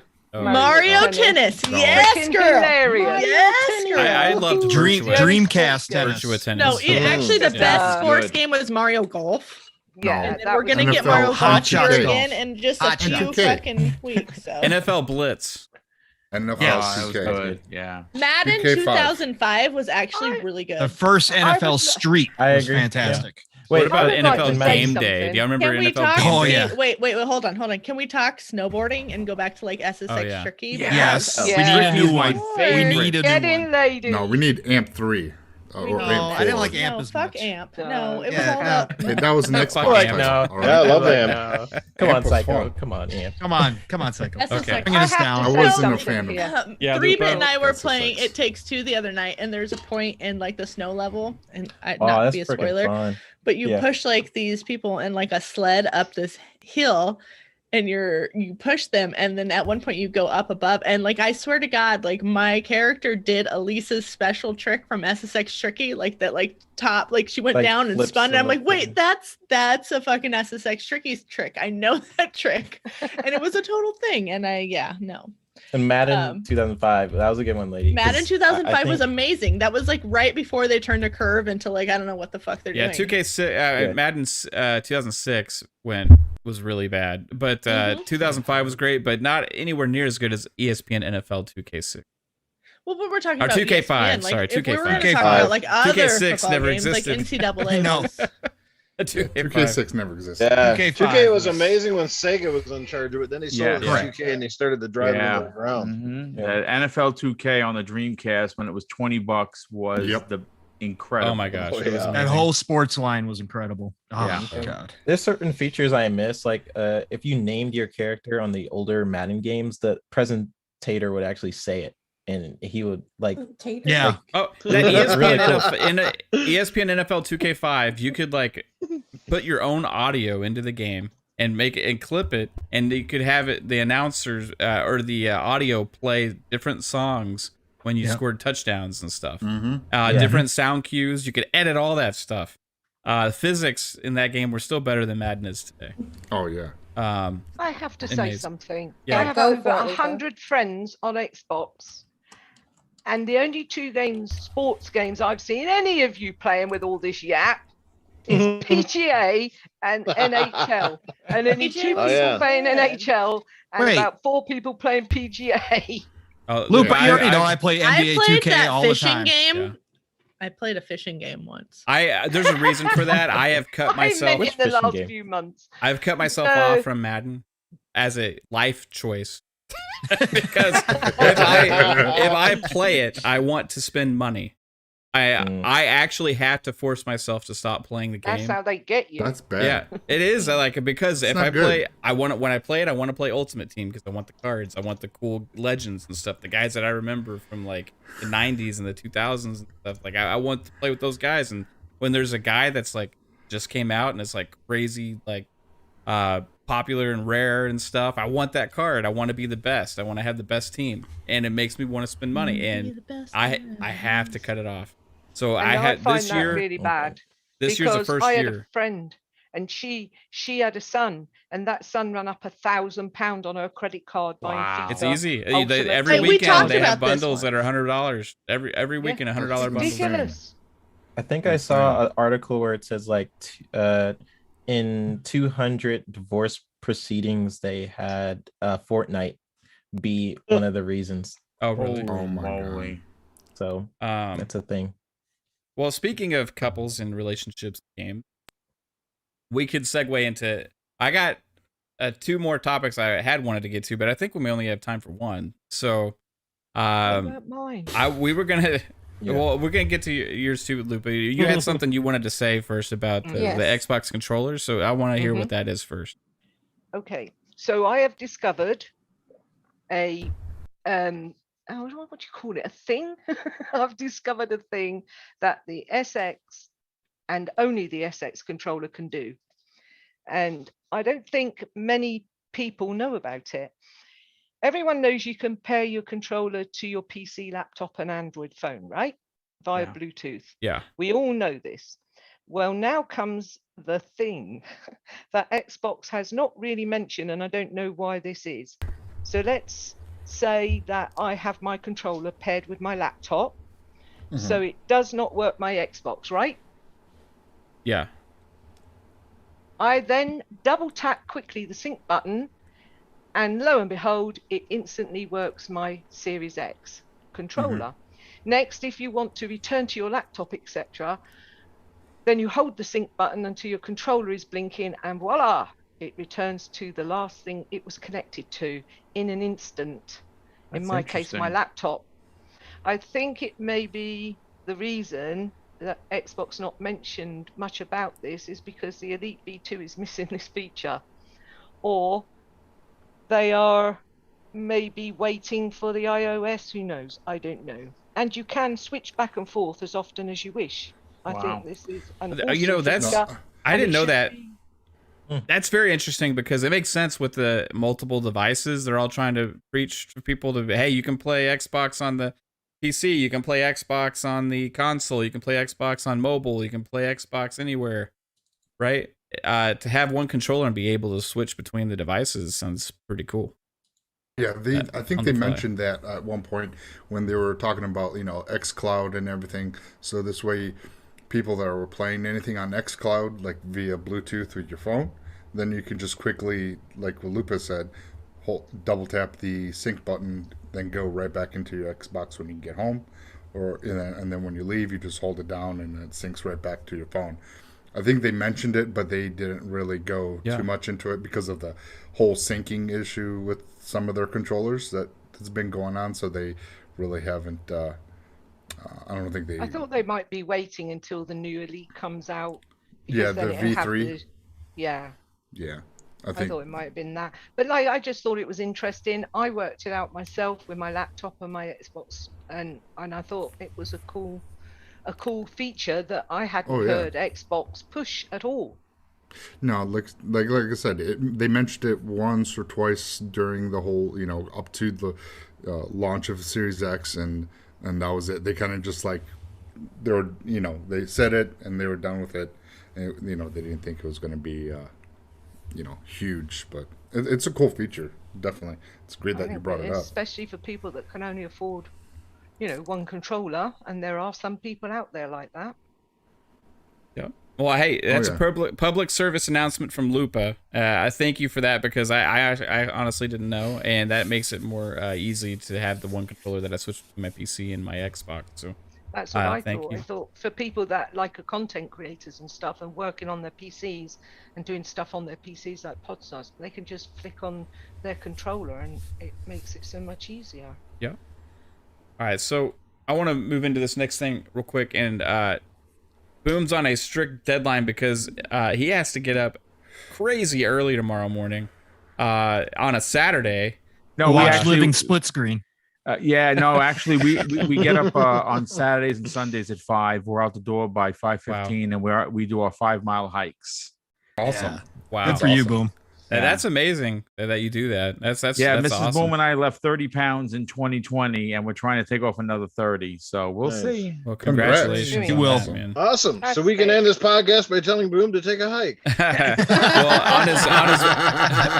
on his way out, I want to get Boom's thought on this because I was gonna do one or two other topics, and I'll let him choose. This will be interesting. Nice. Okay. So two of the topics we were going to possibly discuss was, okay, the first thing is the wave of new games and the never-ending onslaught of games coming out has started. As of March, April, we are seeing big releases, new AAA games, and with the amount of studios and the amount of content that Xbox is investing in, there seems to be no end. And I wanted to talk about that, but also put a focus on some of the recent ones that we got with It Takes Two and Outriders, being the two of the big games that came out that are both excellent. So that's one thing, okay? The other thing was Halo Infinite is going against Call of Duty and Battlefield this holiday season, okay? And Halo is going to be free to play. How does that change the fact of accessibility for Halo and also maybe the game a little bit? Because last time Halo 5 launched, when Halo 5 launched last time, it also competed against Battlefield and Call of Duty that year, and it would kind of hurt that game a little bit. This time might be a little bit of a game changer with the free-to-play model. So that was the second thought. I'll let you pick one, or you can make a quick comment on both. Either way. And then well, you know what? I say go with Halo. And okay. I'm going to tell you this right now. My comment about what's happening is Warzone is still going to be a thing, right? Yeah. But people are going to get bored of Warzone. They're going to, like anything else. Call of Duty, the proper, is going back to the 1950s. It's a mistake. And they're not going to see good sales with it. People do, after playing Warzone, you're not going to want to go back to these single firing guns with hardly any attachments. This is a step back for them. Battlefield is going back to modern. That's if it releases this year. We think it will. Halo is in such a prime position to retake its spot at the throne. If the game turns out to be everything I'm hoping that it is, and everything that we are expecting it is, if you add free to play or a free to play multiplayer to Halo Infinite, you're going to invoke so many new players. I mean, there's a reason why Master Chief is in Fortnite. That's strategically done. That wasn't an accident. These kids don't know who who Master Chief is, who don't understand what a Spartan is, but now they do. And when you put free to play, and it's funny because the free to play wall, the paywall is coming down, and it's going to come down probably mid-year, probably after June, maybe July, just in the nick of time for November. And then that free to play, if you own an Xbox, you're going to be able to play. But this is where it gets interesting. These Fortnite kids that play on their phones and play on their tablets, which is the norm for them, you add a free-to-play Halo through xCloud, and man, you are going to see you're going to see a turn in the tide. Now, I'm not saying for a second that Fortnite's in trouble or Apex is in trouble or even Warzone, but you're getting Halo back at its prime, running the way we're expecting it to run. And like I said, if it's what I'm expecting, I think it is going to turn a lot of heads, and it's going to pull a lot of player base from many facets of free-to-play games. Yeah, they also said 120 frames per second for multiplayer within that same announcement back when they announced that. Yeah. So, now that's if they didn't do that, that'd be a mistake, because I think Call of Duty and stuff is going to have that option as well. But xCloud is it's going to be a game deal, changer dude. and free to play, just accessibility. If you really want a multiplayer game to take off and be successful, in this day and age, the free to play model is pretty much the only way to go big, right? Yes, 100%. Any thoughts? Well, before we go, I want to let you get out of here. But I want to give a special thanks to you, Boom, for being here today. Thank you, man. Appreciate it. It was a blast having you here. I've been looking forward to this one for a long time because I got a lot of respect for you and what you do. So appreciate it. I want to give you the chance to let everybody know about a Double Barrel Gaming and the awesomeness that you put out there into the world. So please go ahead. Well, I'm not going to spend too much time. I mean, listen, if you're in the chat, and why shouldn't you be in the chat? First of all, congratulations on breaking the 50. And like I said, it's only a matter of time before you have 100, 150, and 200, 300 people here, because it starts with good content. That's what you folks do on this show. You have an incredible panel. You have great topics. You have unbelievable chemistry. That's something you can't pay for. You can't buy that. You have to have that, and you guys have that. Every one of you on this panel has it. Again, fantastic. It's literally it takes one person to hear the show, and another person to talk about it, and that's how you're going to get your views, and you're going to see it. You guys are going to have tons of people here, and it's well deserved. It was my honor to be here. It's been a pleasure to help you promote it. I will continue to do so. Thank you so much for having me, and I'm going to go and crash because I know that damn alarm is going to ring, and I'm not going to want to get up because tomorrow morning here in New York, it's going to be 30 degrees when we get out there. Oh yeah. And yeah, it's the big coats tomorrow for sure, but I'm not missing the walk. We got to get that 5 miles in. Yep. Well, it's been a pleasure. Have fun. Thank you so I much. love Thanks, hiking. Boom. Take Yes, some Boom. pictures. Thanks, Send them Boom. to me. Appreciate it. Yes, you'll see the moon out. I'll take pictures. I'll send it. Yeah. I love the moon. I love the All moon. right, guys. Take Take care. it Have a easy. good night. Boom, Thanks have a again. good night, brother. All right. Thanks, brother. All right. So Cheers, Boom. Bye. we'll go to Newf now. I like Newf. So I know you physical only, but do you partake in any of the free to play games at all?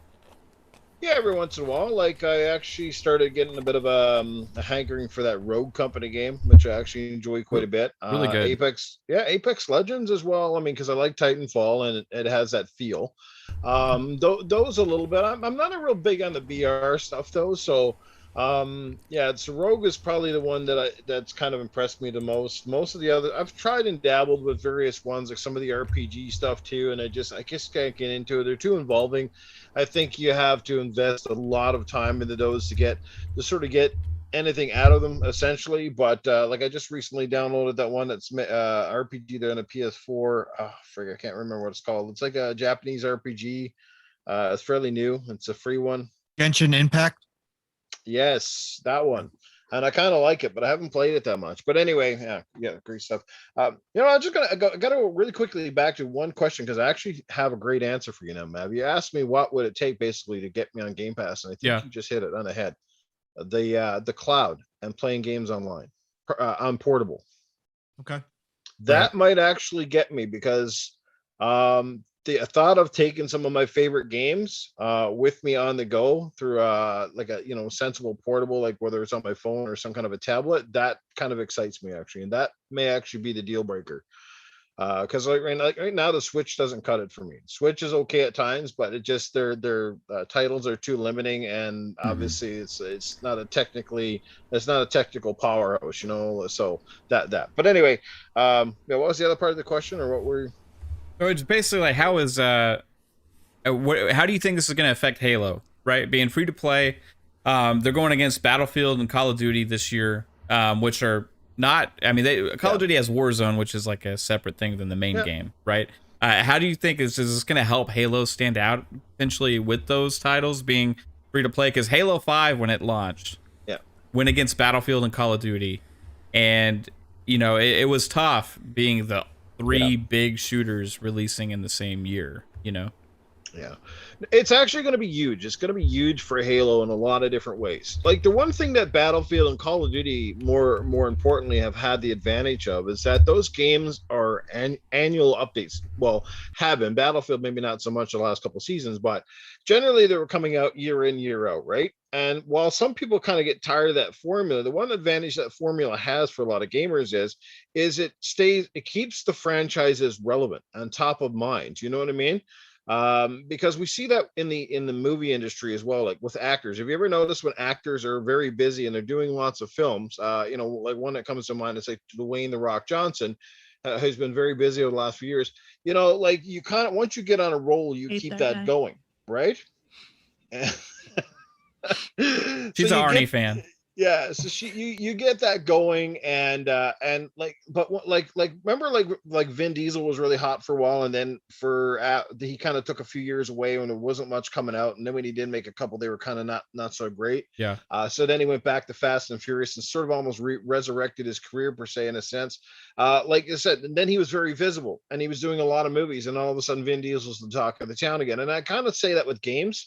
Like that's why some of this generation can't adapt to Halo as much, because they don't have Halo as a constant. A lot of this generation is just finding out who Master Chief is. It's unfortunate that some of the kids now actually think Master Chief is the guy from Fortnite. So Yeah. this is the thing. It's about re-educating people to these franchises. So that's why it's great to have the back compatible stuff, but to have the new stuff. So the free stuff is going to allow that barrier of access to be open, and there's going to be more people playing it. And like I said, if Fortnite draws more attention to Halo because I have Master Chief in there, then all the power to it. It's not really a bad thing. I don't care where he shows up as long as I get to play a great Halo game. But yeah, free to play is always a great model to go with. People are going to get this game through Game Pass anyway. So, for me, I'm excited about the campaign. That's the first thing I always get excited for. The multiplayer is an added bonus, and let's hope that the multiplayer is at least as good as Halo 5. If so, I think we're in for a real treat here. So it's definitely a bonus.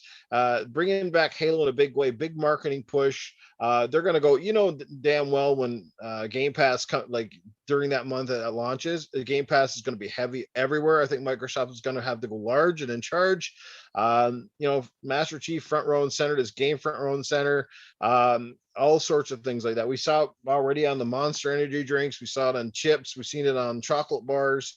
Halo, and they're going to have to do that even more so as this game gets closer to launch. And like I said, free is great, man, because it takes down that barrier wall for a lot of people. And we know, like, the hardcore are the ones who preach the game, but the casuals just spend money without even thinking about it. They just dip and dive on everything. So, pink Are you gloves, judging whatever me? it might be. Yeah, so go for it. I'll judge you all I like. Yes, go ahead. How is that, lady? Is it good? It's so good. I'm sorry, guys. It's delicious. But anyway, that's all I got to say. But I think it's a great thing for Halo. Oh yeah, that's awesome, man. Good thoughts, definitely. What are you eating, lady? I'm just curious because it's making me hungry. I'm eating El Pastor tacos. Oh, okay. Now I'm even more hungry. I didn't expect it to actually be something that I actually want. That you want. It's delicious. Yeah, no, it's pastor with jalapenos and guac and verde salsa and cabbage, cojita cheese. Yeah, I like Delicious. your camera trick where you put your bottom half of your face right behind. I've learned that if I eat on camera, people get weird in chat. So I've decided I won't do that anymore. Yeah, I'll bring a lot of attention to it right now. So. Gonna have a hot mouth here in a minute. See, Avish already got weird. See, this is Yeah. how it works. See, So lady's instead, right. she just hides the bottom half of her face and goes like Yeah. this. Exactly. Bob and It's even weave, better. baby. I'll roll it in there. Oh boy. Oh my gosh. You started it, Kate. You made it first. I didn't start anything. I'm not like that. No, You made it bad. unless you're waking me up. All right, Pong. Oh boy. Awkward timing. Hour long. The awkward silence. You got any thoughts on Halo free to play? Yeah, sure. It's going to be fantastic for Halo. Obviously, again, I think that's why they know they have to compete in a space that's filled with competition now. Halo back in the day was king of kings for most people when it came to multiplayer. And through the years, obviously, we've seen Call of Duty, Battlefield, and now you've got the Fortnites, you got the BR, Warzone. I mean, you've got it all, and they're in competition. They've got to bring people back into Halo, especially if they've got this grand 10-year plan to keep Halo alive, right? As a type of games of service. So they obviously strategically moved to a free-to-play type service to compete.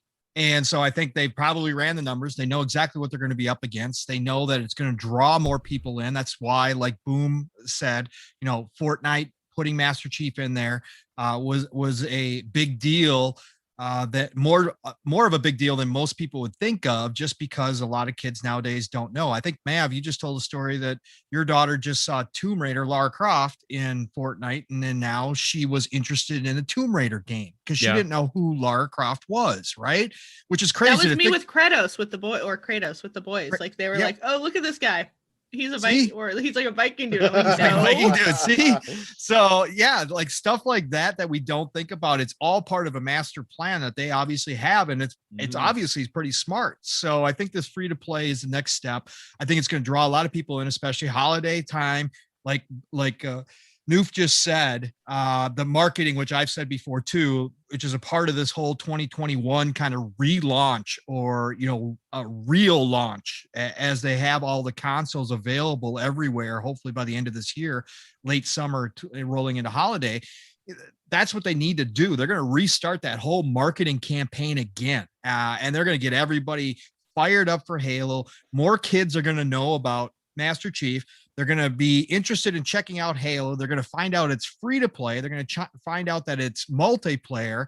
We don't know if they're going to have a battle royale or not, but it's probably not going to matter. They're going to have probably big team battle, whatever the case may be. Maybe their own war zone. But kids are going to be interested in it, and they're going to be able to tell their parents, hey, Mom, Dad, this is free. I can just play it just like Fortnite, because the paywall is going to be down. So there's not going to be any cost. So yeah, you're going to have brand new people jumping in. And yes, you're still going to have the people that go buy Call of Duty that live and die by Warzone or by regular multiplayer. We both expect Battlefield to have a huge comeback this year if they pull it off. But I think at the end of the day, the free to play portion of Halo, the natural draw of Halo, and Xbox riding this, what we expect a tidal wave coming into holiday 2021 with hype.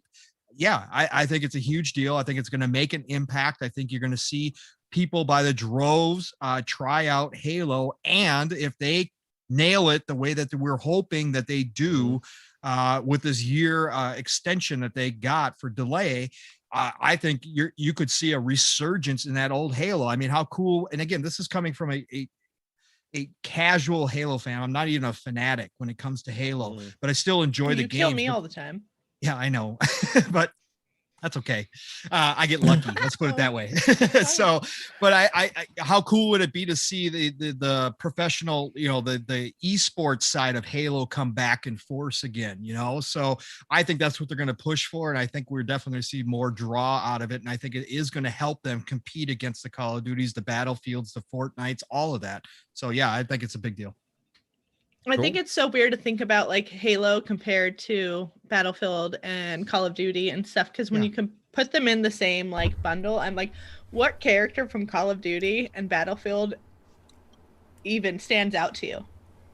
I mean, the again, story has never been there. It's never been there for those games, and I feel like that's what draws people to Halo. And people are like, "Oh, Halo is nothing." I'm like, no, Halo has like a fucking whole universe, a whole like. Everything. Right, it's lady. so immersive, and it's just so weird when people compare them to each other. For me, like personally, because I'm like, I think of Call of Duty, the only thing I fucking think of is Ghost, like the dog. Right. That's where right. I'm like, that one time when it told me to try to be a dog, and I just shut my console off, like, nope. Yeah, from that standpoint, when you're talking about the story and stuff, absolutely. The single player, I mean, Halo kind of stands out on its own and always has, because like you said, it's got the lineage, it's got the lore, it's got everything about it. It's got books, it's got comics, like it's got so much. Master Chief is an icon. Like he's an icon. And the fact that you're saying that kids don't know who Master Chief is, like kind of like makes me weird, because I'm like, my kids know who Master Chief is. Well, because I don't know what kind of parenting you're doing, but I'm just saying, that's the first thing you should teach them. Is Halo. They should know it's Halo and Master fucking Chief. But Master nowadays, Chief and I'm just Cortana. saying that there's so many other things out there now that takes kids' attention away. And so, again, everything nowadays is Fortnite. It's crazy, but it is. So yeah, you're just gonna want to pull from that base to keep this 10-year plan going. So that's what doesn't it make you cringe, Pong, when people are gonna be like, when Halo Infinite comes out, they're gonna be like, oh, that's the guy from Fortnite. Correct. That's the robot guy. I saw that guy. That's why you shoot him in the head. Space guy, that Marine guy. Well, it's because there's so many parents out there who aren't gamers. Yeah, correct. Like they don't know. Like they don't know. Like all of my peers as like a mom, like if I were to talk to other moms about like gaming, they'd be like, what are you talking about? Like, like in my group of friends, I'm like the cool mom. Then my friends as kids are like, oh yeah, Briar's mom used to work at GameStop, and that makes me like the coolest mom of them all. But it's like so weird to think that like there's so many children out there that really don't know the backbone of these things because of Fortnite, because Fortnite has been like such a dominant like thing in young children's lives that, and I mean, it's not shitty parenting, but it's like there's so many parents who are just like, oh, you know, this is what we're doing now, this is where we're at in the world, like, and I don't think that it's bad, I just think that like that's where we're at. Right. I grew up on that in general with, you know, the stuff that I played, so it was, for me it's normal, but like that wasn't everybody when I was younger. Nobody else, like not everybody I knew was playing video games. Right now, everybody that my kids know are playing video games. It's a different world that we're living in, so it's just crazy to think about. My kids' friends think I'm awesome. Mm-hmm. I'm sure they do. And my grandkids' friends. I think everybody thinks you're awesome, though, Lupa. Dude, Lupa, I can't even imagine like my mom, like, and my mom was kind of cool because she, like, the first job she ever had, she saved up to get an Atari. Right. So like, I mean, that's kind of cool, but like to actually play it and like play it through my childhood, that would have been cool. Like if my mom was like a Lupa, like playing video games, I would have been the best. I had my Uncle Jimmy. My Uncle Jimmy was rad. He taught me like video games, like 100%, but he's only like 13 years my senior, so it was a little bit different. But like, I mean, I remember sitting there playing through Final Fantasy, and like the way we played, it was like, here's the strategy guide, Brittany. You walk me through what I need to do. So it's like, okay, I got this, Uncle Jimmy. We're gonna fucking kick this game's ass, and that's just what we would do. So it was great that I had that, but not everybody did, I guess, growing up. So I didn't have any gaming when I was growing up, except for the Atari my grandfather had. I played on a little bit, but then when I got my own home, then I got all of them, and my kids played all of them. It is different now because with them. like when we were kids, right? A lot of us, if you're like 30 something and older, right? A lot of our parents didn't play games, right? No, I was the only one. My kids used to bring all their friends around because they had the consoles the other kids didn't have. What percentage of adults now play games? A decent percentage, at least, right? I mean, look at half of us are parents. Right. Mm-hmm. And at 44, and my mom still thinks I'm childish and tells me to grow up all the time. Like, and younger sisters who tell me the same thing. They're like, "Why are you wearing graphic tees?" I'm like, but even if you're not into gaming, like as an adult, even today, you still, a lot of people buy their kids a tablet or get them a mobile device of some kind, and they learn to play games on there, right? Regardless if the parents into them or not. So like, the gateway to gaming has just like grown it. Like drug. Yeah, I mean it's crazy. I mean, like the one of the reasons that gaming has grown so much is because of the influence that the gamers of our generations have had on the younger generations, and that's just going to continue to spread. Where it's just a normal, it's become a normal, everyday, accepted part of life. Whereas back in the day, it was almost like taboo to be into video games. Well, dude, back in the day, for those of us in my age category, back in the day, the only way you found out anything about games was going to the store, getting a magazine, which only came out once a month, taking that magazine to school and showing your friends.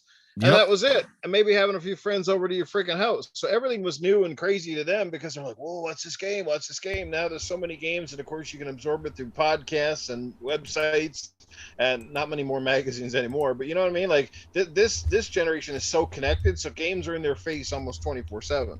Yeah. And they have kids have a service like GamePass with like they have internet. Let's fucking be real, guys. We're old as fuck. We do not have internet. Like I remember having to go online, go to I just go online without internet. Like lady. game FAQ and like print out like all of my like thing, and I had this binder for all of my like walkthroughs and like printed out your cheat codes and stuff. Yeah. Yes, I'd like print them. Well, not cheat codes, but my walkthroughs. Like I mean, because I was playing Harvest Moon and I needed to know what bitch liked what cake.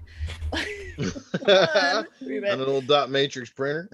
No, it literally that's how it was, and like it's such a weird phenomenon to look back on it now as an adult and be like, I was the minority then who played games, and I was almost in a way looked down on like from my peers because of the things that I liked. And now it's like, if you don't play video games, you're weird. Like it's like a total reversal of roles in a way. It's just strange to think about. I grew up in a weird situation where, you know, me and my dad would play like Streets of Rage together, or Halo. We play lots of Halo together growing up. And I don't know, I grew up in a weird house where we all just played like games together, and it actually got me into a lot of different things later on, which I didn't know. Eventually, like video editing and animation and all that different stuff, all because of Halo. So I actually attribute a lot to Halo all the time because it led me to other things. But growing up, I would the first game I think I played, just looking back at it on the PC, was me and my grandpa played Doom, and that was like awesome.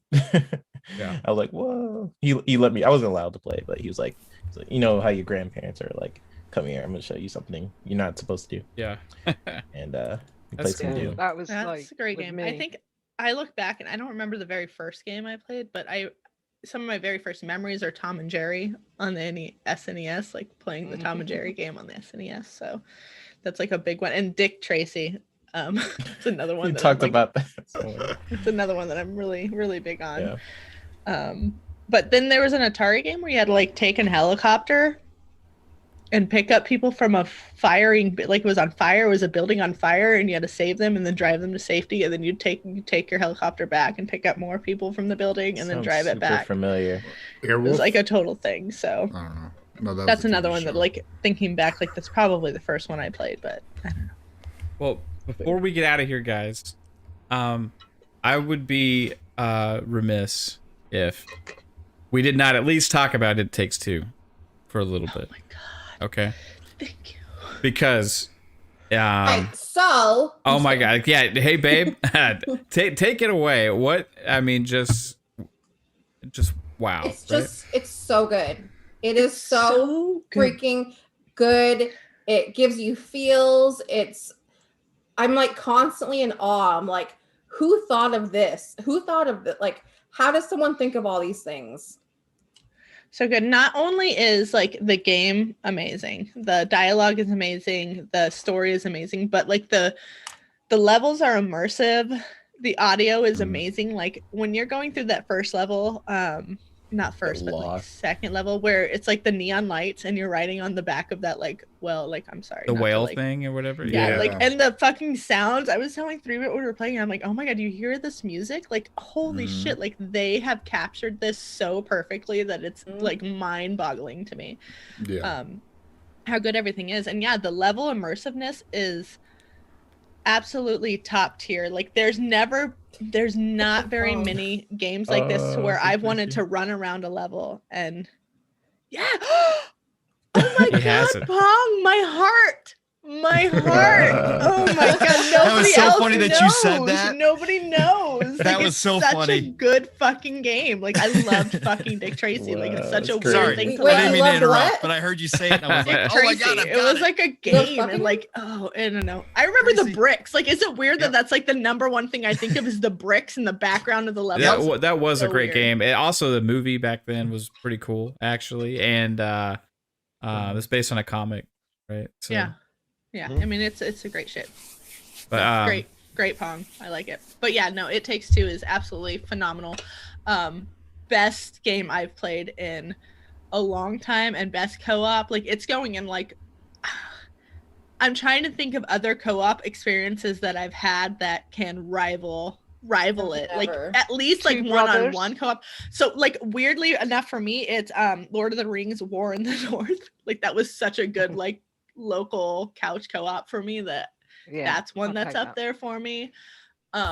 But yeah, it's good. Borderlands, first Borderlands, that's another like super good co-op that I love. Second. But there's so very few of them that can even like hold a candle to It Takes Two at this point. So Well, there's a Way Out and Two Brothers that Hazelight did before, and they were both really cool as well. But they have those are- they have I didn't upped play either their of them. standards. This I is just feel like I'm dreading the Newf, end of it. I don't love want the it to Lego end. co-ops. You're right. I do love the Lego co-ops. yeah. We have like one more session probably, babe. Like, you know, I two think to that's three where more we're at. hours. I don't want it to Yeah. end. I'm gonna be so like sad when it ends. Now I got a question for the people that are didn't pay for it that got the free edition. Are you guys getting the achievements or no? I heard people were still getting it regardless.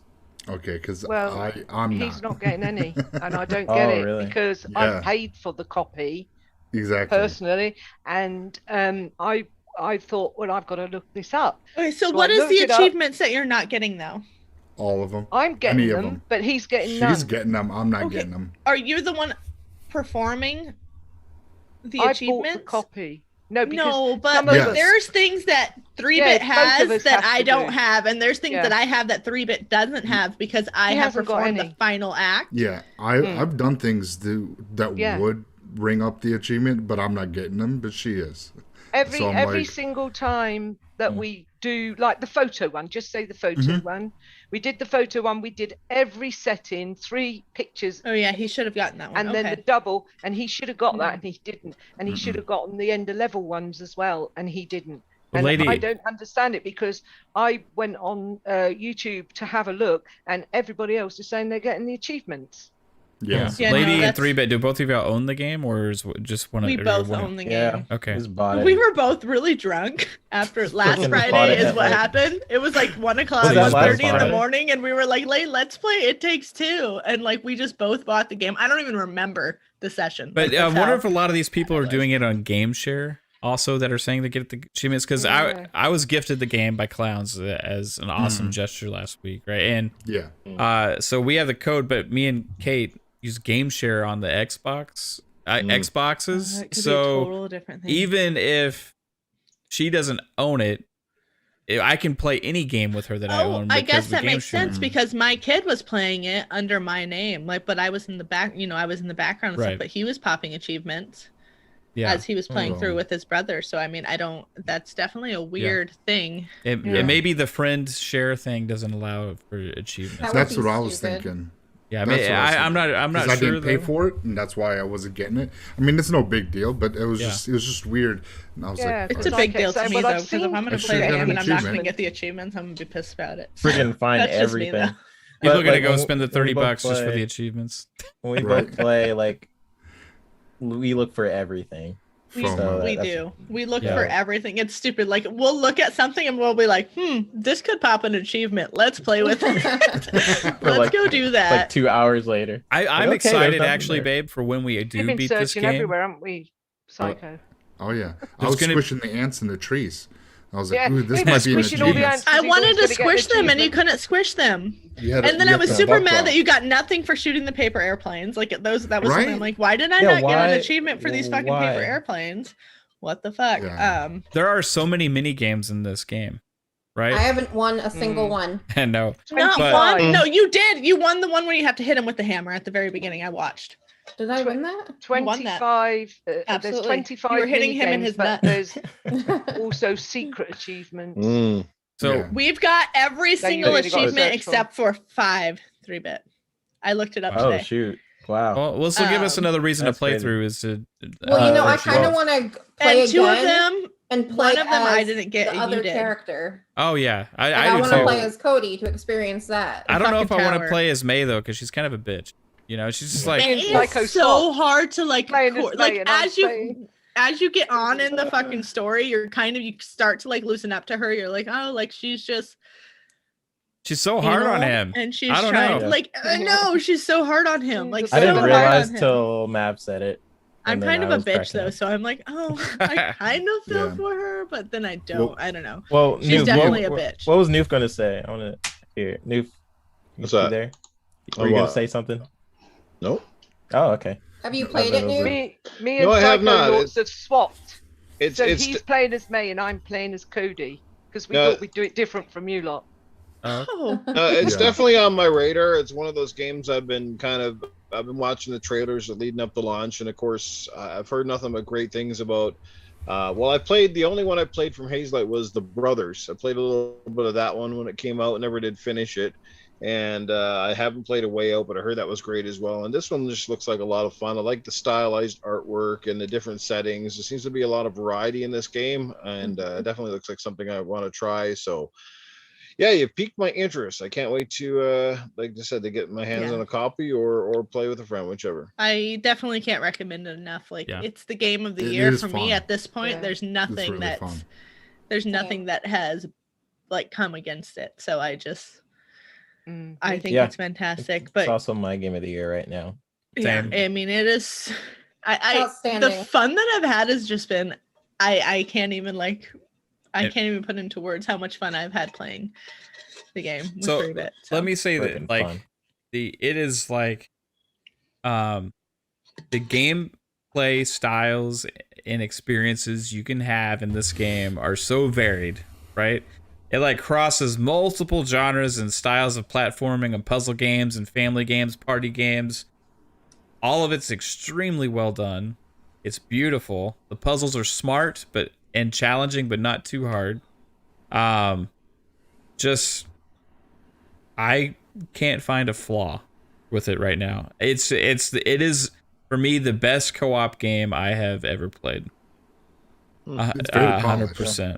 So I I think don't think I've come across anything. Have we come across anything that's been like game breaking yet? 3-bit? Like I No. can't think of anything, any glitch, like anything that I mean, has... you hated the Hell Tower, but that was bad. Oh, okay, can we Yeah, that's not talk optional about the still. Hell fucking Tower? hard. yeah.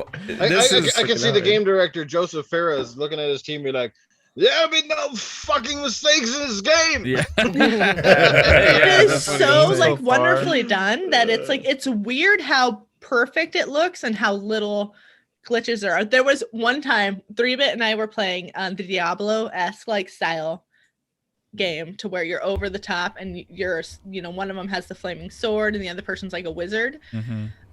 And we were just like fucking battling that, and the frame rate started dropping horribly, and I'm like, okay, the one fucking point in this game where the frame rates start dropping is because I can't jump over this lava pit, and 3-bit's just like constantly I'd say there's Spamming. probably a couple spots where the frame rate dipped a couple times, but like other than that, I mean, it's just crazy. like It's so crazy how good it and is. it's so unique. There's not I can't think of another game I've ever played anything The, like the this. amount of variety in the levels And the Easter too eggs. is Mhm. ridiculous. Like, Oh yeah.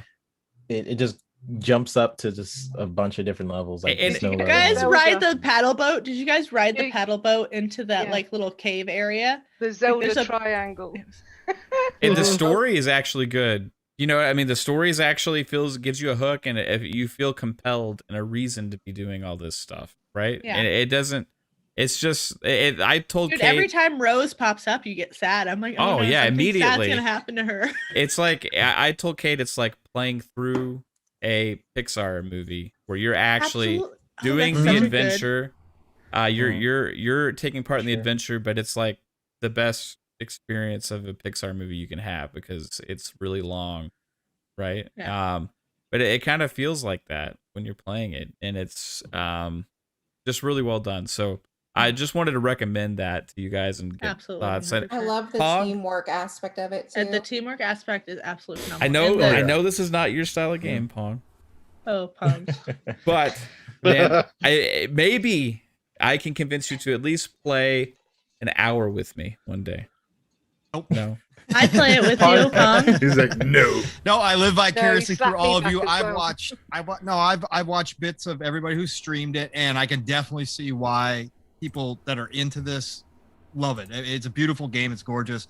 It's funny. It's well written. I really enjoy watching other people play it. It's just not my style. That's all. That's crazy. Like, what are you playing? What are you doing? Oh my god. What's happening? I Why play isn't it I your play type of game? Fortnite. That's all I play. Well, I'd rather play with myself. He's playing Outriders right Two, now. I'll boom. tell you what he's doing That's too right new. now. He's playing Outriders. It's a phenomenal game. I don't It know. There's takes so many two. Easter eggs. We Sex found edition. Zelda. Me and my Zelda hand, Easter dude. eggs. Play some Zelda. He's juggling his Game of balls. Thrones. Like, there's so many Easter eggs. You're just like, holy shit, this is from this. This is from this as we're running through it. Like I was Yeah. saying, you take that paddle boat into this cave, and then you go into this area where you start crushing jars, and like rupees start popping up, and I'm like, oh Yeah. my god, I am It's like Zelda. I'm Zelda. like, wow, this is amazing. It's just so good. So many Yeah. little things. Yeah, And the pretty much. penis drawings. Yeah.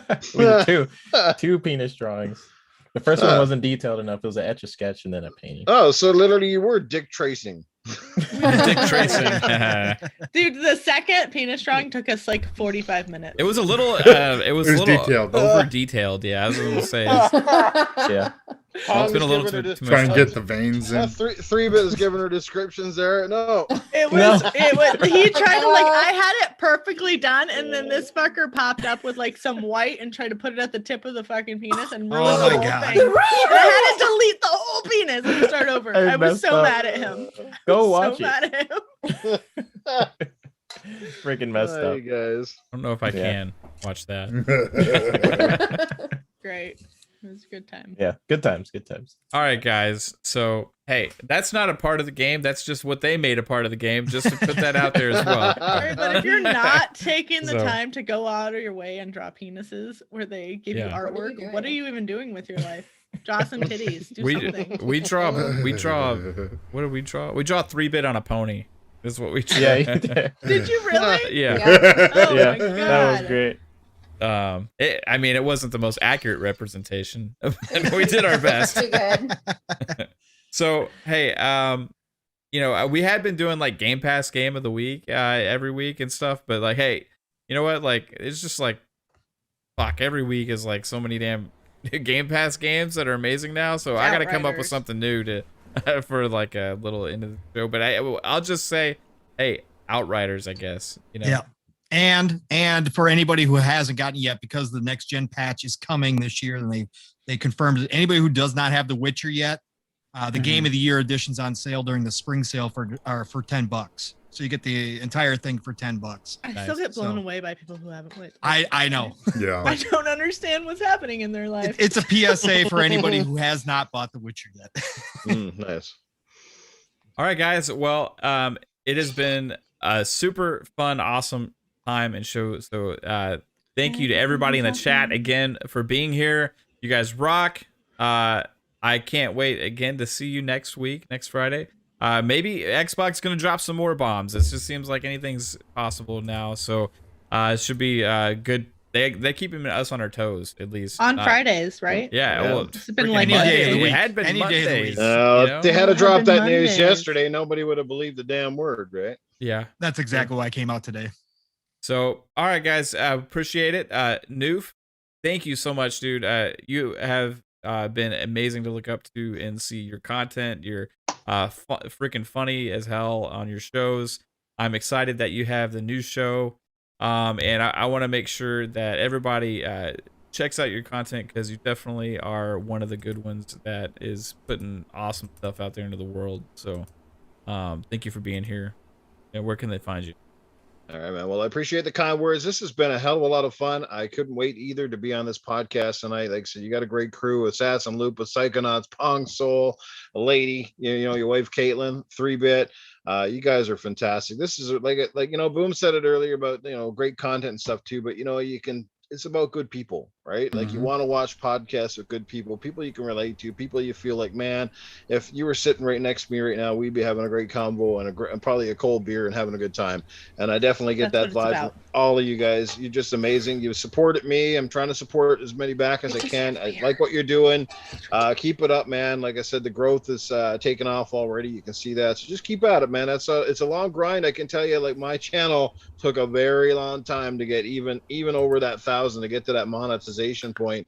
I never really even intended for it like that, but it just happens. Sometimes it's organic. I don't make a living at it or anything, and I could care less if I do, but it's just something, like I said, we all do it, a lot of us, for the same reason. We're just having fun talking games, and this has just been an awesome platform. Like I said, you guys are great. So thanks for having me. You know where to find me. Always in the gutter. Newf Nukem pretty much everywhere. Newf Nukem 76 PlayStation. Tomorrow night as well, it is community game night, and we are doing Titanfall 2. I only just picked the one title for tomorrow night. So if you got any Titanfall skills at all, I know Lupa likes the Titanfall. Oh yeah. I have a helmet. Love it. Yeah, get your asses in there. We're going to play. Of course, don't forget that our good buddy Tushy, Animated Evil, Lupa, and all those, they did the community game nights as well tomorrow, and I think they're doing Rainbow Six Siege and Golf with Friends. Am I correct? That's right. Yes. There you go. So I think that starts like around 2 o'clock, I think, Mountain Time and my time. So it's like 5 o'clock Eastern, something like that. Yeah. 4 Eastern, 4 9 Eastern. p.m. BST. Yep.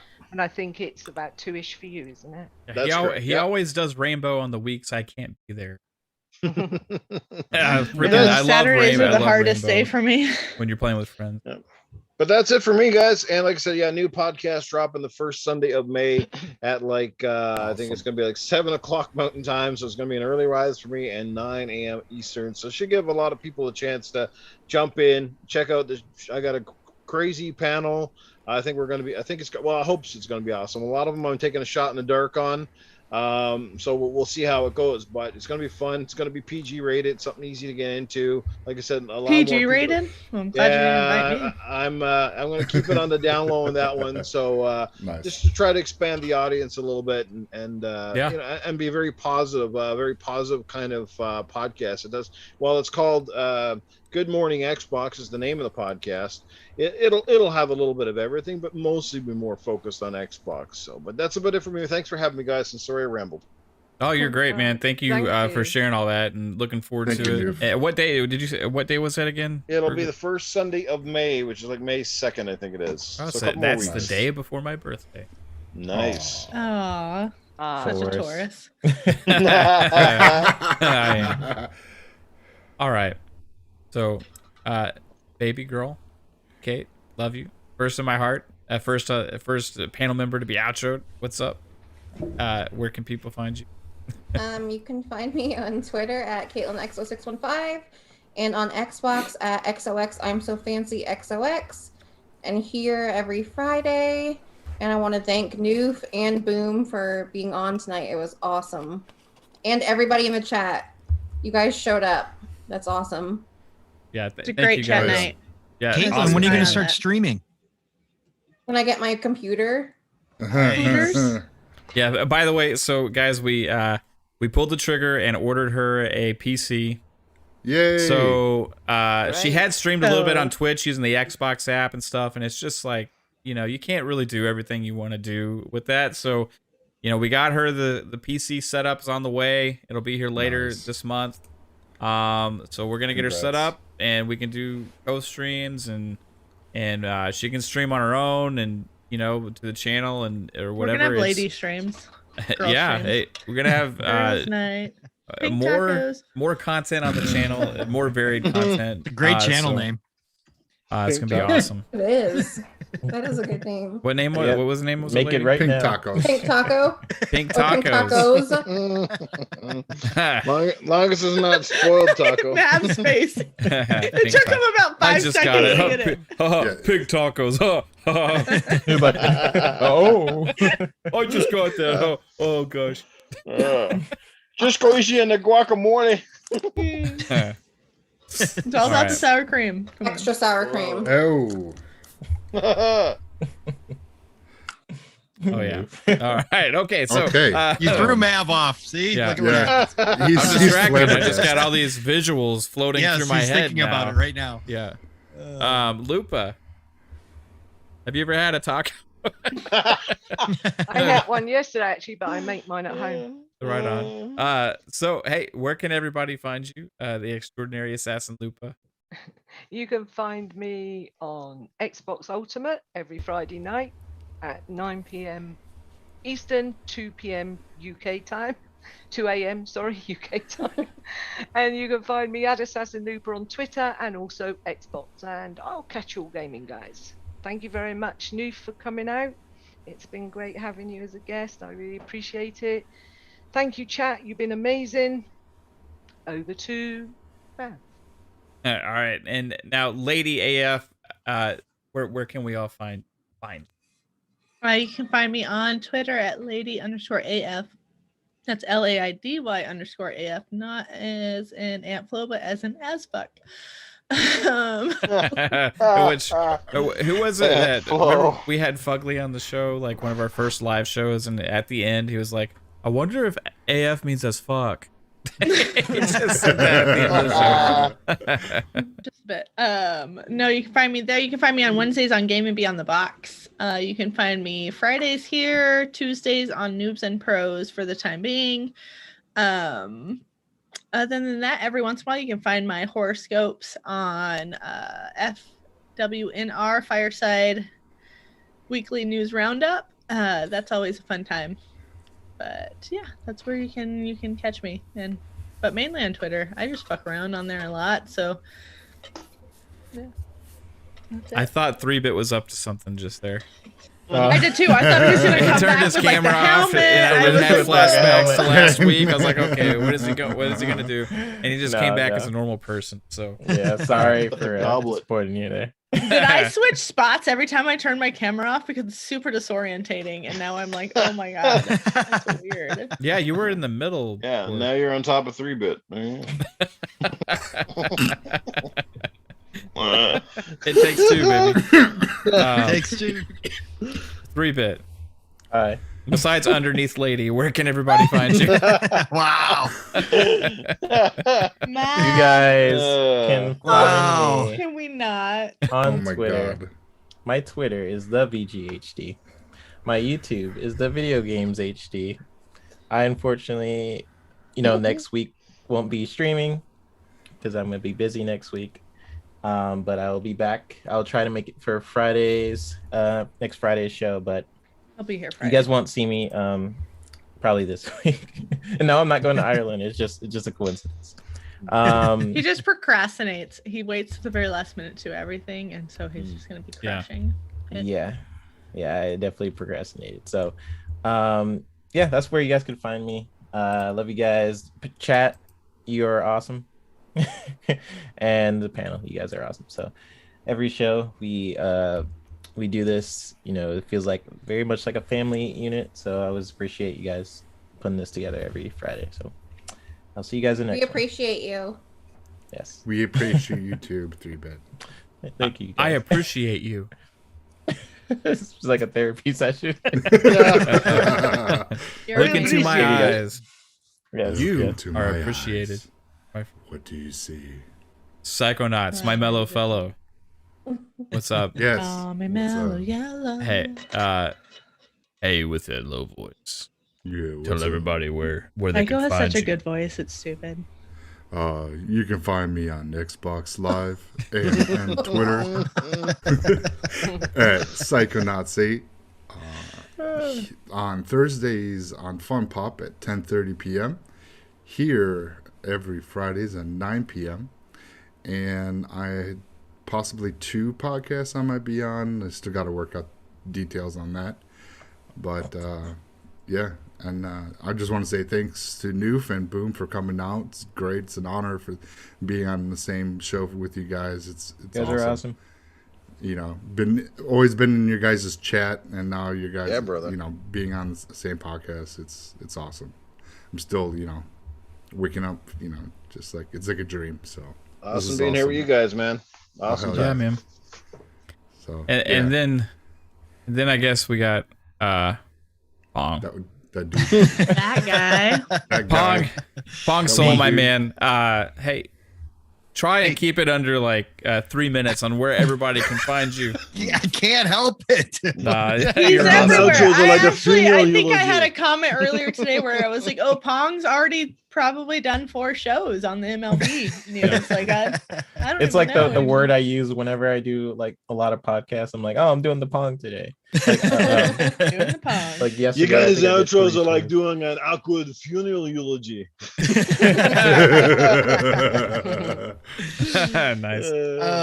All right. So, first of all, my friends, even though you're making fun of my outros, anyways, I love you all. Mav, Lady, 3-Bit, Lupa, Kaitlin, Psycho. Yes, I still love you too, brother. It's been awesome as always.